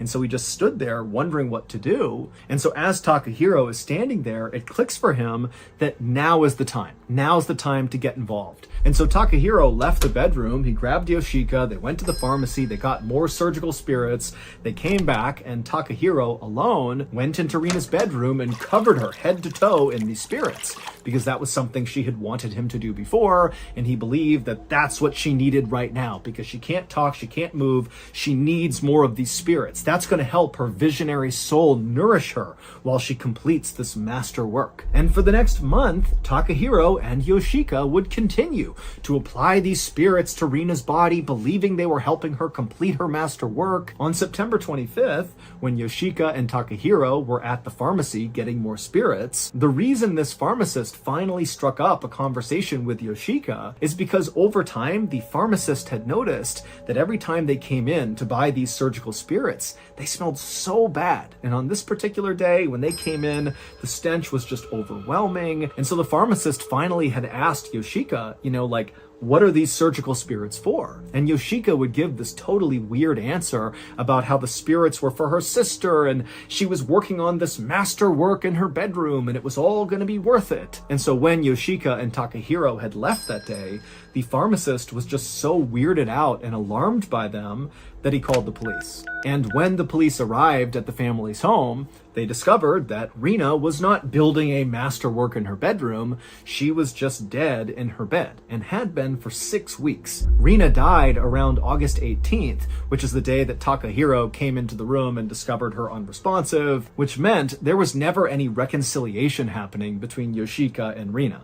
It's unclear why Takahiro had told Yoshika, hey, Rina's ready to reconcile with you, because again, Rina was dead at the time, so there's no way she would have said anything to him. And so when Yoshika was having these supposed heart-to-hearts through the door with her sister or playing music for her, that wasn't real. The only real thing that was happening is Yoshika and Takahiro, from August 18th until the end of September when the police busted into their home, they would spend nearly every day rubbing this weird medical alcohol all over their dead sister's body because that's what they believed she wanted, when in reality, all this alcohol was doing was actually mummifying her body. Yoshika, Takahiro, and their mother were all charged with preventing a proper and decent burial. As for Rina, her cause of death could not actually be determined, but based on what she looked like, they assumed she died from starvation. The court would eventually drop the charges against the family, saying that basically the family was too mentally ill to stand trial. And this was because the court had discovered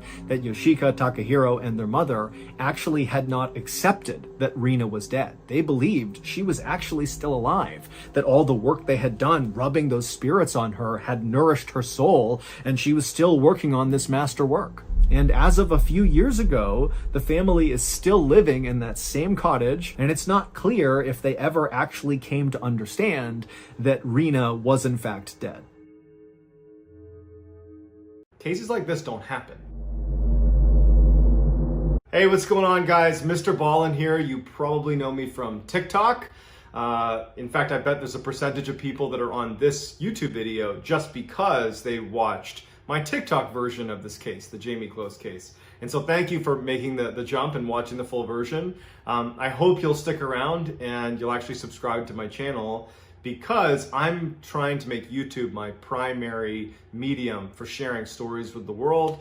It'll be much the same content that I'm putting on TikTok, scary stories, murder mysteries, unsolved stuff, spooky stuff, dark stuff, just kind of anything that's compelling. And YouTube's going to be the place where I try to do that primarily. And so I'm already committing to doing, one video on YouTube a week. I'm trying to make it 2. This is the first week I've done 2, so we'll see how it plays out. I do have, 3 kids and other job responsibilities, so it's a little hard to juggle, but I love doing this stuff. So please, if you enjoy this video and you like my content, please subscribe, please stick around. So with today's case, the Jamie Close case, the reason I ended up choosing this one and making a TikTok version of it, now a YouTube version of it, is actually pretty straightforward. It's because even though it's true, if you were to make a movie out of this case, the viewers wouldn't really believe it, because the perpetrator in this case has no motive and has no history of committing any crimes. I think he had a parking ticket. And he targets a child. Putting that all together, you don't see that. That is not a popular archetype for a movie. The idea that there are just these random, perpetrators out there just targeting random children and harming them and their families. There has to be a motive, especially when it comes to children being involved. There has to be a motive. And in this case, there really wasn't.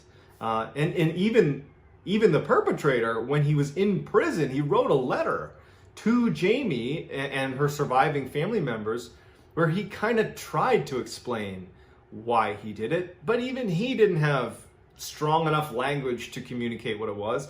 He made it seem like it was pretty complicated, and even he didn't know. He just said, hey, look, I'm not a serial killer. I just had to do this, and I don't really know why. So it's just one of the more disturbing cases when you go into it knowing that this whole thing was perpetrated by someone who had no criminal history. He had no connection to the victims, except that he randomly had a chance encounter with one of them. And it just kind of happened. It's just one of those horrible things that even now, no one really understands, including the killer himself. So let's dive into it. In 2018, 21-year-old Jake Patterson is on his way to work at a cheese factory in Wisconsin. He'd only been working there for a couple of days. This is like his third day on the job. You know, he's this kind of typical guy leading a typical life in Wisconsin. And he's driving his Ford Taurus. He comes to a stop behind a school bus where middle school kids are getting on the bus. And he's sitting there and he looks up and he sees for the first time in his life a blonde-haired, green-eyed girl who ended up being 13-year-old Jamie Close. And as he's sitting there, because this all came out in a very lengthy confession, so we have lots of details about this case. As he's sitting there watching Jamie, who again, he doesn't know, get on the bus, he has this realization that she is going to be the girl that he takes. He actually says that sitting behind the wheel, he's like, I realized right then and there that she's the one I'm gonna take. And so a guy with no criminal history, he's sitting there coming up with this plan of how he's gonna abduct this girl. And it would come out later in his confession, which again was very lengthy, that he put a ton of effort into planning out this abduction. So let's talk about Jake's plan. He takes his father's Mossberg 12-gauge shotgun, which is a very commonly purchased weapon. He assumed that because it is, you know, so widely purchased, it would be hard to track. Okay, so he takes his gun, takes a couple slugs, so he's got his weapon. Then he goes and purchases a balaclava, so a mask, a whole head mask from Walmart. He shaves his head, shaves his beard so that there wouldn't be any hairs, for forensic evidence at the crime scene. This is all so premeditated. He went out and purchased gloves and wiped his gloves all so they wouldn't have prints on them. He purchased steel-toed boots and dark jeans and a dark jacket. In the car he was going to use, because he plans on abducting Jamie, and he knew he was going to be keeping her in the trunk. He cut the cord inside of his vehicle. It was when you press this button inside the car, it would open the trunk. Basically, he didn't want any access to the trunk unless you have the key. So he cuts that cord. He disconnected the dome light inside of his Taurus, his Ford Taurus, to try to better conceal him when he's in the car. I mean, this guy, he's really thinking hard about how he's going to do this. He knew he was going to go in that house, he's going to take Jamie, and he had his big plan, right? 2 separate times, Jake tried, unsuccessfully, to abduct Jamie. He drove to their house the first time, and there were cars in the driveway, so he got spooked and he leaves. He comes back and he's about to drive up the driveway when lights come on, so he leaves again. But on October 15th, 2018, unfortunately, he was successful. It was around midnight when Jake Patterson rolls into the Close family's driveway. The lights in his car are off, the headlights are off, and he rolls into the driveway. And inside of this very modest home, Jamie was sleeping with her dog, Molly. And Molly hears the car pull into the driveway and starts barking. Wakes up Jamie. Jamie looks out, she sees a car she doesn't recognize, it's the middle of the night. And she runs to her parents' room and she alerts her parents. Jamie's father, James, he goes to the front door with a flashlight. Meanwhile, Denise, that's Jamie's mother, and Jamie retreat into the bathroom where they shut the door. They sense that this was potentially going to be a home invasion, and certainly they were right. So they actually barricade the door with a dresser that was in there. And they get in the tub and they shut the curtains. And so James is at the front door and he watches Jake Patterson get out of his car, calmly walk up the steps to the front door. And at this time, James is thinking that perhaps this is the police. And so when Jake arrives at the door and starts banging on the door, James shines his light out through the window, kind of gets a peek at him, then moves over to the door itself where there's this little tiny window on the door. And he looks through, shining the light, and he says, "Show me your badge." And unfortunately, it was at the same time that Jake raises his shotgun and pulls the trigger, shoots right through the glass, hits James, and James dies immediately. Back in the bathroom, Jamie would later say that when she heard that shotgun blast, that she knew that her father was dead. And I think Denise, her mother, knew that as well, because immediately Denise picks up her phone and calls 911 as she's talking to the dispatcher, who said that there were no police in the area. So further confirming that this was definitely not the police, because they didn't see that interaction at the door, they just heard it. Jake at the front door is trying to bust in the door. He can't do it, so he takes his shotgun, ejects a spent round, and then puts a slug through the doorknob, making it come wide open. He pushes it open, steps over the body of James, and begins to search the house. The house is empty, every door is open except one, and it's the bathroom door where Denise and Jamie are hiding in the bathroom. Jake begins to try to push the door open. He can't do it, and finally he just starts trying to smash the door in. And after 10, 15 blows, he actually managed to split the top half of the door open because the dresser was blocking the lower half. He goes into the bathroom and he rips down the shower curtain, and there is Denise bear hugging and protecting her daughter, Jamie, in the tub.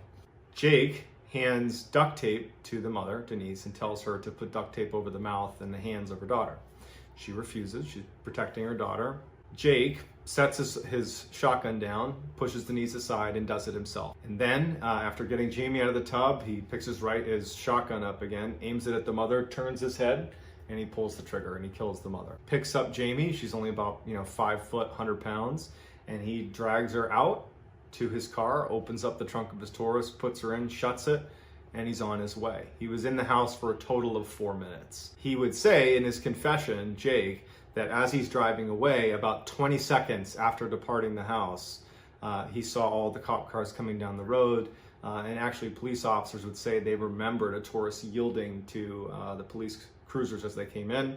He makes his way around them and off he goes. And Jamie would say she remembered hearing the sirens, and then they fade as they disappear. Jake would drive 70 miles to his house where he would keep Jamie prisoner. For the next 3 months, investigators, the local population, everybody is looking for Jamie. And at the same time, people didn't have high hopes for her safe return. In the vast majority of cases like these, where a child's been abducted, unfortunately, they usually don't get home safe. And so the whole community is just devastated. This is gaining national attention. Everybody's looking for Jamie and they can't find her. The whole time, she was being held 70 miles away in Jake Patterson's cluttered, kind of crummy house that was out in the middle of the woods. When they got to his house, he burned her clothes and his gloves and the duct tape. He gave her his sister's pajamas, and then he had her go under the bed, this bed he had in the house, and he barricaded her underneath the bed. And so she had a pillow and a blanket, and she was just underneath this bed. That was it. She basically was ignored. Her captor, Jake Patterson, he puts her under the bed and he warns her, if you leave or try to escape, bad things are going to happen to you. And because she did witness him kill her parents, she knows he's capable of that, and he knows that she knows that he's capable of that. So he had this stranglehold on her where he basically just said, "You're staying under the bed, and don't you dare leave." And she listened, and frankly, you can't blame her, right? And so she would go stretches of 8, 10, 12 hours of laying under the bed with no food, no water, no bathroom breaks. But ultimately, she was just kind of ignored. There wasn't really a plan for, what was going to happen when she got to the house. He just kind of neglected her. After 2 weeks where he was really on guard, and he told her that he was keeping a shotgun right outside her door in case anything went down with the police, when no one came looking for them, or when no one arrived at his place, he he felt very confidently that he had gotten away with his crimes, to the point where he actually, Jamie would say, he started having guests over. You know, he had friends over, and he just told her, stay in the room, don't come out. And so for 87 days, that's how it was. She just was neglected. This poor girl was underneath this bed, you know, just wondering what the heck's gonna happen, with obviously no time to grieve over the loss of her parents. Mr. Patterson, he really didn't leave the house.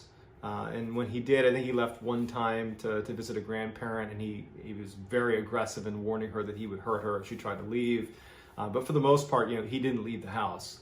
But you could tell in looking at this case that he became fairly confident that he was just going to get away with this. And so he actually applied for a job. And he left one morning to go to the interview. And it's kind of funny, on his, in a dark way, he wrote on his, what did he write? On his application that he's an honest, hardworking guy. And under skills, he said he doesn't have much work experience, but he shows up to work and is a quick learner.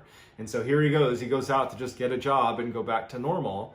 And when he left that morning, Jamie, who's under the bed, she's done. She's not going to be a captive anymore. And as soon as he leaves, she pushes aside the barricade of, you know, there's some weights that were there and dressers. She pushes it all aside. She runs out. She puts on his shoes, which are too big for her. She puts them on the wrong feet. And she runs out the door. She doesn't know where she is. She doesn't know anything, but she's gone. A woman was walking her dog around 4 p.m. Her name was Jeannie Nutter. And she sees this girl, this teenager, who doesn't have a coat on. She doesn't have gloves on. It's bitterly cold. They're in the middle of Wisconsin in the wintertime. And she sees her coming towards her, and she can tell kind of instinctively that something's wrong. Okay, this is not just some nice kid coming down the road. There's an issue here. And as she got closer, and the girl said, "I'm lost. I need help. My name is Jamie." The woman, Jeannie, said that she immediately knew who it was. She lived in the area, and she had seen the posters up for Jamie. She knew exactly who she was. She gave her a big hug and held her and said, you know, I've got you, I'm gonna take care of you. And so holding her closely, she brings her to a nearby neighbor's house. She said, this is Jamie Close. We have to call the police. And they go in there, and the homeowners got their weapons out, and they guarded the door, and they huddled around Jamie while Jeannie called the police. And the police just didn't even know what to do. They were so shocked that they had found Jamie Close that it actually took a minute for them to recognize what they were saying and how urgent it was that you come here right now, because at some point her captor, who can't be that far away, is going to recognize that she's not there anymore. And so they send the police, and you know, luckily Jamie is brought in and is saved.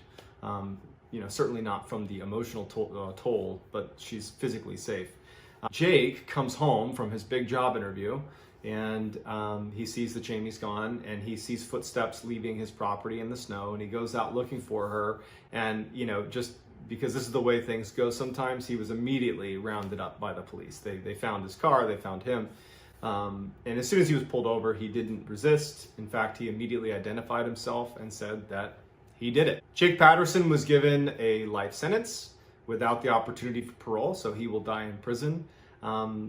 But to this day, no one really understands how this could have happened. And going back to what I said at the beginning, cases like this don't happen. There's always some reason for a crime such as this. We can't, as human beings, accept that some stranger has the ability to randomly target a child and go as far as to kill their parents in front of them and hold them hostage when they have no criminal history. There's no red flags. It just, he happened to see her getting on a bus, and that was all he needed. I mean, how could that possibly be the case? But in this unfortunate case, it just is. So that's gonna do it, guys. I hope you enjoyed this. Please hit like and subscribe. I'll be doing stories like this one and many more, you know, mysteries, scary stories, spooky stuff, interesting stuff on this channel. On September 15th, 2010, a 55-year-old man named Greg Flanagan checked into the Elegante Hotel in Beaumont, Texas to start his work week. As a young man, Greg had worked as a chief engineer on ocean-going vessels, spending months out at sea. But in his middle age, he had reinvented himself as a landman. It was Greg's job to secure leases of mineral rights and land for drilling. Greg was slender and fit-looking despite the fact that he never exercised and he smoked constantly. He kept a close-cropped white beard and he had the leathered skin of a lifelong outdoorsman. Every Monday morning, Greg would make the 2-hour commute in his pickup truck from Lafayette, Louisiana, all the way to Beaumont, Texas, where his company would always rent him a room. The hotel itself was neither good nor bad, but to Greg, he didn't care. He just needed a bed and a TV. Once Greg walked inside, he had a bathroom immediately to his right, and then a little bit farther in was the main section of the hotel room, which was very basic. Straight ahead, there was a window that looked down onto a small pool that was lined with potted plants. And then in the main space was a queen-size bed tucked up against the right wall, and then on the left wall was a TV. Greg wheeled his one suitcase into the hotel room and he put it at the foot of the bed and he opened it up. He pulled out the shirts that he wanted to keep wrinkle-free for the week and he hung them in his closet. Then he pulled out his toiletries that were kept in a cloth bag with a hook and he hooked those onto a towel rack. Then he took off his very worn brown boots and his faded blue jeans and he slipped on some pajama pants. Anytime Greg stayed at the Elegante, he rarely left his room. There was a bar downstairs, but he wasn't a big drinker or socializer. He preferred to just have quiet nights alone in his room watching TV. So that night, Greg cranked the air conditioning to make sure it was as cold as it could get. He liked to sleep in a very cold room. And then he hopped on his bed and he put 2 big pillows behind his head and he rested up against the headboard. And then he took a towel and he laid it out next to him. And on the towel was his ashtray, his cigarettes, his lighter, his phone, the TV remote, and a candy bar. Then he picked up the TV remote, turned it on, flicked through the channels until he landed on one that was playing Iron Man 2, and he thought, good enough, put the remote down, picked up his candy bar, opened it up, he ate a piece of his candy, and then he grabbed a cigarette, lit up a cigarette, and he began smoking. The following morning, Susie, Greg's wife, did not get a call from her husband, and he always called her every morning that he was gone. That was their routine, and this was a big break from their routine. And so she tried calling him, and his phone rang and rang and rang, and he never picked up. And so then she called his Beaumont office, and he didn't pick up. But after the second or third time she called, his coworkers picked up the phone, and they said, hey, Greg's not here. He hasn't come into work yet. And Susie felt concerned. She felt like something was wrong. And she said, do you guys mind just going to his hotel room and knocking on his door and making sure he's okay? And they said, sure, we'll go over there. So the 2 coworkers head over to the hotel. They knock on Greg's door. He doesn't answer. And so they go down and get the manager, who comes up and opens Greg's door. And right away, they find Greg lying dead in the middle of his hotel room. The way Greg was positioned when they found him, it looked like he had fallen to his knees and then fallen again onto his face. And his left arm got kind of tucked underneath his body, and still in his 2 left fingers was a cigarette that had not fallen from his hand that had burned down to the wick. The room was exceptionally warm, and Greg's skin was grayish blue. Immediately after seeing Greg, the 2 coworkers called 911. Shortly after the ambulance arrived at the hotel, Detective Scott Apple arrived in his cruiser. Apple was a short guy, very, very fit. He had silver hair that he spiked up. He looked 100% cop, and he worked basically 24/7. When he got up to room 348, there was no sign of a break-in, nothing had been disturbed inside of the room, and there was no blood or obvious wound on Greg, with the exception of a slight abrasion on his cheek when he came down and hit his face on the rug. He looked around the room and he found Greg's wallet that was sitting in the back pocket of his jeans, and there was hundreds of dollars in his wallet that had not been taken, so he ruled out robbery. He went out into the hall and he began interviewing the other occupants of the surrounding rooms, and no one had heard anything and no one had seen anything. He went back into the hotel room and he began looking around for drugs of any kind or any substance that Greg might have taken that could have contributed to his death, and there was nothing. No prescription pills, no alcohol, nothing. Later that day, after the family had been notified of Greg's passing, his grief-stricken wife, Susie, called Detective Apple, and she said, my husband did not take good care of himself. He had a terrible diet. He's been smoking like a chimney since he was a young teenager, and he never saw a doctor. And I always told him that if he wasn't careful, something like this was going to happen. I always worried that he might have a heart attack or something. So at this point, not only does Greg's family think he died of natural causes, Detective Apple also thinks the same thing. He's thinking about what he saw in the hotel room, and there's no sign of any foul play. It just looks like a guy whose lifestyle caught up to him. Greg's body was sent to Dr. Tommy Brown, who in Beaumont, Texas, he was like the medical examiner. He'd been doing this for years and years. Dr. Brown had read ahead that they believed Greg had died of a heart attack or something like that. And when his body was wheeled in front of him, there was nothing he saw right away that contradicted that theory. The only 2 marks that the doctor noted on the outside of Greg's body was the small abrasion on his face from where he landed on the rug, and then he also had another small abrasion on his crotch. But beyond that, the rest of his body was completely unblemished. When he looked inside of his body, it looked like someone had literally just crushed his insides. His torso was full of blood, food from his intestines had been ripped outside, he had ribs broken, internal organs were lacerated, and there was a hole in his heart. Dr. Brown was really confused at what he was looking at, because the severity of Greg's internal injuries were more consistent with someone who had been in a severe car crash or who had had a really heavy object land on them, but Greg didn't have any significant external injuries that would support either of those two things happening to him. And he was found in the middle of a hotel room where there was nothing disturbed and no one had apparently seen or heard anything. And so Dr. Brown says, look, I don't have all the answers here, but this was not natural. This is a homicide, and my best guess is he was beaten to death.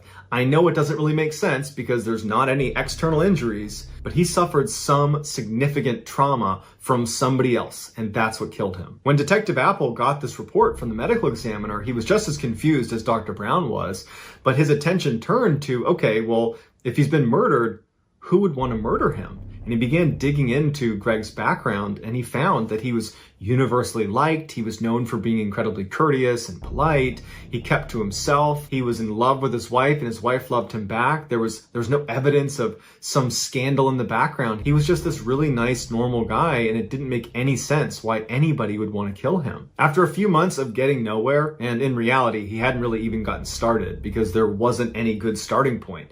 The only thing he could find that was odd about the crime scene was that the room was particularly warm when they walked inside, which was not in keeping with how Greg would have kept the room. But that doesn't explain why his insides were crushed. And so he's gotten nowhere, and then he makes a discovery. He found in the hotel's maintenance logs on the night Greg died, he had been making popcorn in his microwave and managed to blow a fuse. And it wasn't just his power. Maybe Greg didn't know this, but he cut the power to both the room next to him on his right and on his left and below him. And so he calls down to the front desk, and a maintenance guy came up and he reset the breaker. This opened the door to two theories. The first theory is the maintenance guy, who did have a criminal record, when he came up to fix the breaker, he attacked Greg.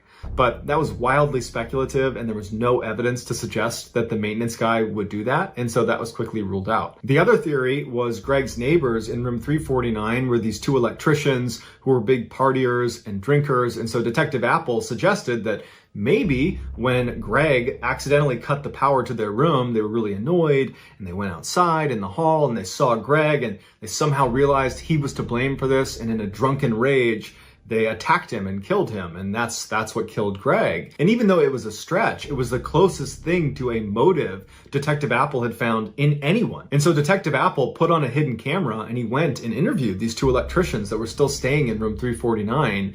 And he said when he spoke to them, they were very forthcoming. They seemed very honest. They were appropriately curious about what happened to Greg. And all they said was, look, we had no interaction with him. We did hear him coughing when we came back from the bar. We were at the bar that night, but honestly, that's the extent of our interaction with him. The electricians offered up their cell phone numbers, their email addresses, and said, anything you need from us, we'd be happy to help. We're really sorry this happened. At this point, Detective Apple is back to square one. No one knows what happened to this guy. The one big lead he had, the maintenance records, proved to be a total dead end. And so unfortunately, this case went cold. 7 months after Greg's death, where there had been absolutely no traction on figuring out what happened to him, Susie, Greg's wife, decided she wanted to hire a private investigator. And her friend suggested she call Ken Brennan, who was a famous private detective who was well known for being able to solve really complex cases. And so on a whim, Susie calls Ken Brennan, not expecting to get through to him, thinking he's probably super busy and has other cases because he's on TV and he's this really famous guy. But he picked up the phone and he was like, hey, how can I help you? And Susie couldn't believe it. She had a chance to tell him about what happened to her husband, and Ken said he was really interested and that he would take on the case. Ken was a former Long Island cop, and he was a DEA special agent. He spoke with a really thick New York City accent, and he wore t-shirts that were a little bit too small to show off his muscles, and he usually had a big, gaudy gold chain on. Once Ken agreed to take on this case, he flew right to Lafayette, Louisiana, where Susie lived, he sat down and he asked her a lot of really difficult questions about their marriage, about whether she thought he might be cheating on her, if he had like a secret life she didn't know about. And after feeling satisfied that all those avenues have been explored and were not going to lead to the answer, he said, okay, well, can you tell me anything about the crime scene that stood out to you? Is there anything about it that seems off? And Susie said, yeah, Greg always kept the air conditioning on very cold at night. He never slept in a room that wasn't freezing cold. And so I thought it was really odd when his coworkers discovered him that the air conditioning was off and it was really hot inside of the room. That's incredibly unlike Greg for his air conditioning to be off. Ken made a note of this, and then he left Lafayette and he went to Beaumont, Texas to meet up with Detective Apple. And Detective Apple and he actually got along really well. They agreed to work together on this case because Detective Apple feels like he's reached a dead end anyways. Apple brought Ken to the crime scene. He showed him the hotel room. And then afterwards, he turned over all of the documents he had on the case, from the autopsy report to the photographs to anything he'd collected over the 7 months he'd been working on it. So that night, Ken diligently looks through all of the documentation, all of the photos, and the next day when he goes into Apple's office, he says to him, I think I figured it out. And Apple's like, oh really? You figured it out one day after being here? And Ken's like, no, seriously, I think I figured it out. I have to confirm something with his wife, but I think I have a theory. And so Ken calls Susie right in front of Apple, and when Susie picks up, Ken's like, hey, did your husband ever smoke with his left hand or did he smoke with his right hand? And Susie said, oh no, he only smoked with his right hand. Then Ken goes, thank you very much. He hangs up and he goes, Apple, I got it. And so Apple's like, okay, what's your theory? And Ken says, okay, so I spoke to Susie and she told me it was very strange that his room was not air conditioned when they discovered his body, because Greg was known for always turning on the air conditioning to as cold as it can get, especially at night when he went to bed. And so when his power went out the night before, his air conditioning would have gone out. And so the maintenance guy comes up, turns the power back on, but it doesn't trigger the air conditioning to turn back on. The room is still cold from having been air conditioned all evening to that point. And so the TV is back on, and so perhaps Greg turns and just starts watching TV. Because the room feels air conditioned, he hasn't realized that he hasn't turned the air conditioning back on again. Now, this is Beaumont in the summer, so it's going to get really hot in his room really quickly. And as soon as it starts to warm up in there, he's going to realize, oh, I didn't turn the AC back on, and he would go over and turn it on again.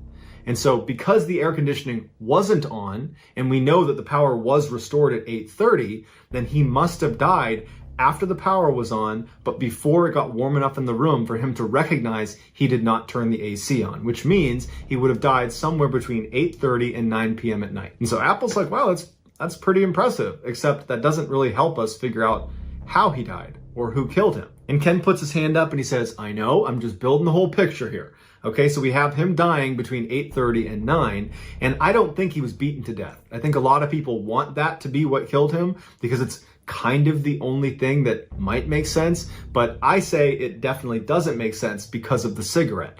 Now, we found that cigarette in his left hand, and I talked to his wife, and she said he only smokes in his right hand. And so what I think happened is the power came back on at about 8:30, which is what the report says. The TV turns back on. Greg doesn't turn the air conditioning back on. He sits on his bed. He's watching TV. He lights up a cigarette, and he's smoking with his right hand. And then something happens to him, which I'll get into my theories on that, and he jumps off the bed, and he starts making his way to the door to get help. And he transfers the cigarette from his right hand to his left hand so he can use his right hand to turn the doorknob and open the door to safety. But he doesn't make it. He falls to his knees and he falls to the ground, and his cigarette's still in his fingers, and he dies. And Apple's like, you know what? That's pretty good. It makes a lot of sense. But the crucial missing piece here is, well, what was the trauma he suffered that caused him to jump from his bed and run to the door and then ultimately die? Ken's like, I got a theory on that too, but I got to be in the hotel room to see if it's true. So Apple and Ken go back to the hotel room. When they get there, Ken goes inside and he starts walking around, looking at the ceiling, the wall, the ground. And then finally he stops when he's looking back towards the front door leading back into the hall. And he points at the wall and he says, there. And Apple looks at what he's pointing at, and it looks like there had been some patchwork on the wall in the same spot where the doorknob, when it swings open, would hit the wall. And so Apple's looking at it and he's like, that's just from the doorknob. And so Ken takes the door and he opens it all the way to where the doorknob is pressed against the wall, and it's to the right of this patchwork, meaning this patchwork is not connected to the doorknob. Apple was confused and was about to ask questions, and Ken was like on a roll, and he said, hold on, and he goes outside, he goes next door to room 349, they go inside, and Apple walks in the room and he's watching Ken do his work, and Ken's rubbing his hands all over the wall, and eventually he stops, and he looks up at Apple, and he takes his finger and he pushes on one spot in the wall as Apple is watching, and his finger goes right in. And what he pushed on was this little chunk of toothpaste that had been wedged in this little tiny hole in the wall, and he pushed it through. Apple brought in a crime scene investigations unit who carefully excavated both sides of this wall, and they shined a laser from 349 into Greg's room, and the trajectory of the laser going through this hole lined up perfectly with where Greg would have been sitting on the bed, smoking cigarettes, eating candy, watching a movie. So Ken and Apple go back to the medical examiner, Dr. Brown, and they say, look, you missed something because Greg got shot. And unfortunately, Greg's body had already been cremated, but they did have the pictures to look at from the autopsy. And sure enough, they find that little tiny laceration in his crotch was actually an entrance wound. And then when Dr. Brown pointed out there was a hole in the heart, and it kind of lined up with the trajectory that bullet would have been traveling through his body, Dr. Brown realized he had made a mistake, and he changed the autopsy report to reflect a gunshot wound. Ken and Detective Apple re-interviewed one of the electricians that had been in room 349 that was in the room where the gunshot had originated from. His name was Lance. And when they brought him in, they said, this is totally routine. You know, it's been 7+ months since Greg's death. And what we're doing is any of our witnesses, we want them to sign a statement, basically attesting that this is what I saw or didn't see. And so they had prepared a statement that basically lined up with the first thing he had told police, which was, I didn't hear anything, I didn't see anything. And they said, is there anything you want to change about your story? Or is this exactly what you saw and heard? And Lance said, yeah, that's exactly, I don't know anything. I wish I knew more, I'm sorry. And like, all right, well then can you sign this document saying that you don't know anything and you didn't see anything? And he said, yeah. He signs the document, and then Ken's like, all right, gotcha, because we know a gunshot was fired from your room and that's what killed Greg. And so you need to tell me who shot the gun. Otherwise, I'm taking you to jail for submitting a false police report. At this point, Lance crumbles and the truth comes out. And he said that he and the other electrician in the room with him, whose name was Muller, they were goofing around and drinking that night, and Muller went out and got his pistol from his car and he brought it in and he was goofing around with it. And Lance was saying that he was trying to get him to stop doing that, but he kept goofing around with the gun. And at one point, he aimed the gun at Lance, and Lance kind of batted it away from him. He dropped the gun, it landed, and it went off. And they saw where the bullet hole was. They saw it was into Greg's room, and they both froze and they listened to see if anybody had reacted to this gunshot. And he said they didn't hear anything for a long time, and that made them believe that no one was in the other room, that no one was in Greg's room, and that they were in the clear. And so they left and went to the bar. They didn't even think to check on whoever was in that room. And when they came back, they said they heard Greg coughing in his room, and that further confirmed that he must not have been in there when they fired the shot, and he's totally fine and they are totally in the clear. The next day, Lance said when they saw his body being taken out, at first they did think, oh my goodness, this is us. We did this. But they overheard Detective Apple walking around interviewing people saying out loud that, yeah, we think this is natural causes. Yep, looks like a heart attack. This is probably nothing. I'm sure it's nothing. And they were like, oh, phew, it's not us. And so they actually believed it was just a coincidence that on the same day they're firing a rogue bullet into Greg's room, that Greg had a heart attack and died separately. But Lance would say that somewhere in the back of both of their minds, they knew they probably had something to do with it. And so they covered their tracks, and they put toothpaste in the wall to cover up the hole, and they hid the gun, and they intentionally kept information from the police. And so ultimately Muller, the owner of the gun, the one who really instigated that night, waving the gun around, and the one who actually dropped the gun, he was charged with manslaughter and was given 10 years in prison. So that's going to do it, guys. I hope you enjoyed today's story. If you found the secret in today's video, let us know in the comments what it is. I saw you by the tire, mouth like a sharpened rose. You turned that quiet room into a fire that glows. Your hand on the gas, your eyes held the storm. I knew the second you smiled, I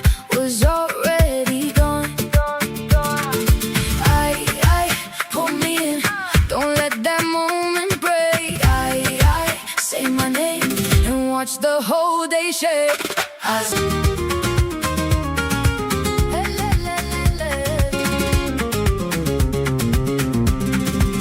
You came in red like a match in my chest.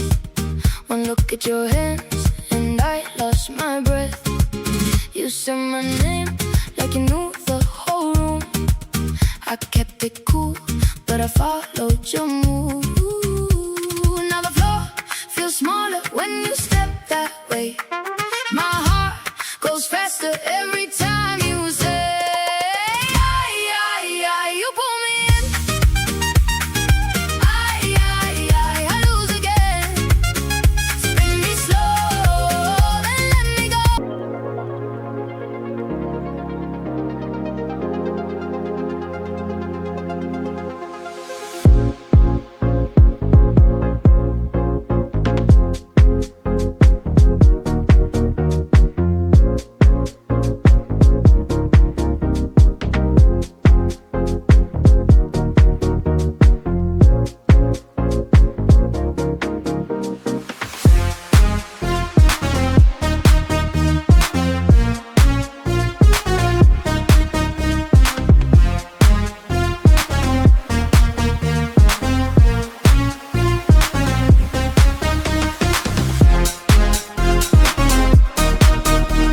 It is and where you found it, give us the timestamp, and if you're the first to do that, we will pin you at the top of the comments section. If you enjoyed today's video and you haven't done this already, the next time the like button approaches you and asks for a good place to lay out and get a good suntan, suggest they use the faraway dock on Kittany Mountain. Also, please subscribe to this channel and turn on all notifications so you don't miss any of our weekly 3, 4, even 5 video uploads. If you want to get in touch with me, you can direct message me on Instagram or on Twitter. My username for both platforms is the same. It's just JohnBallen416. I also have a ton of content over on TikTok.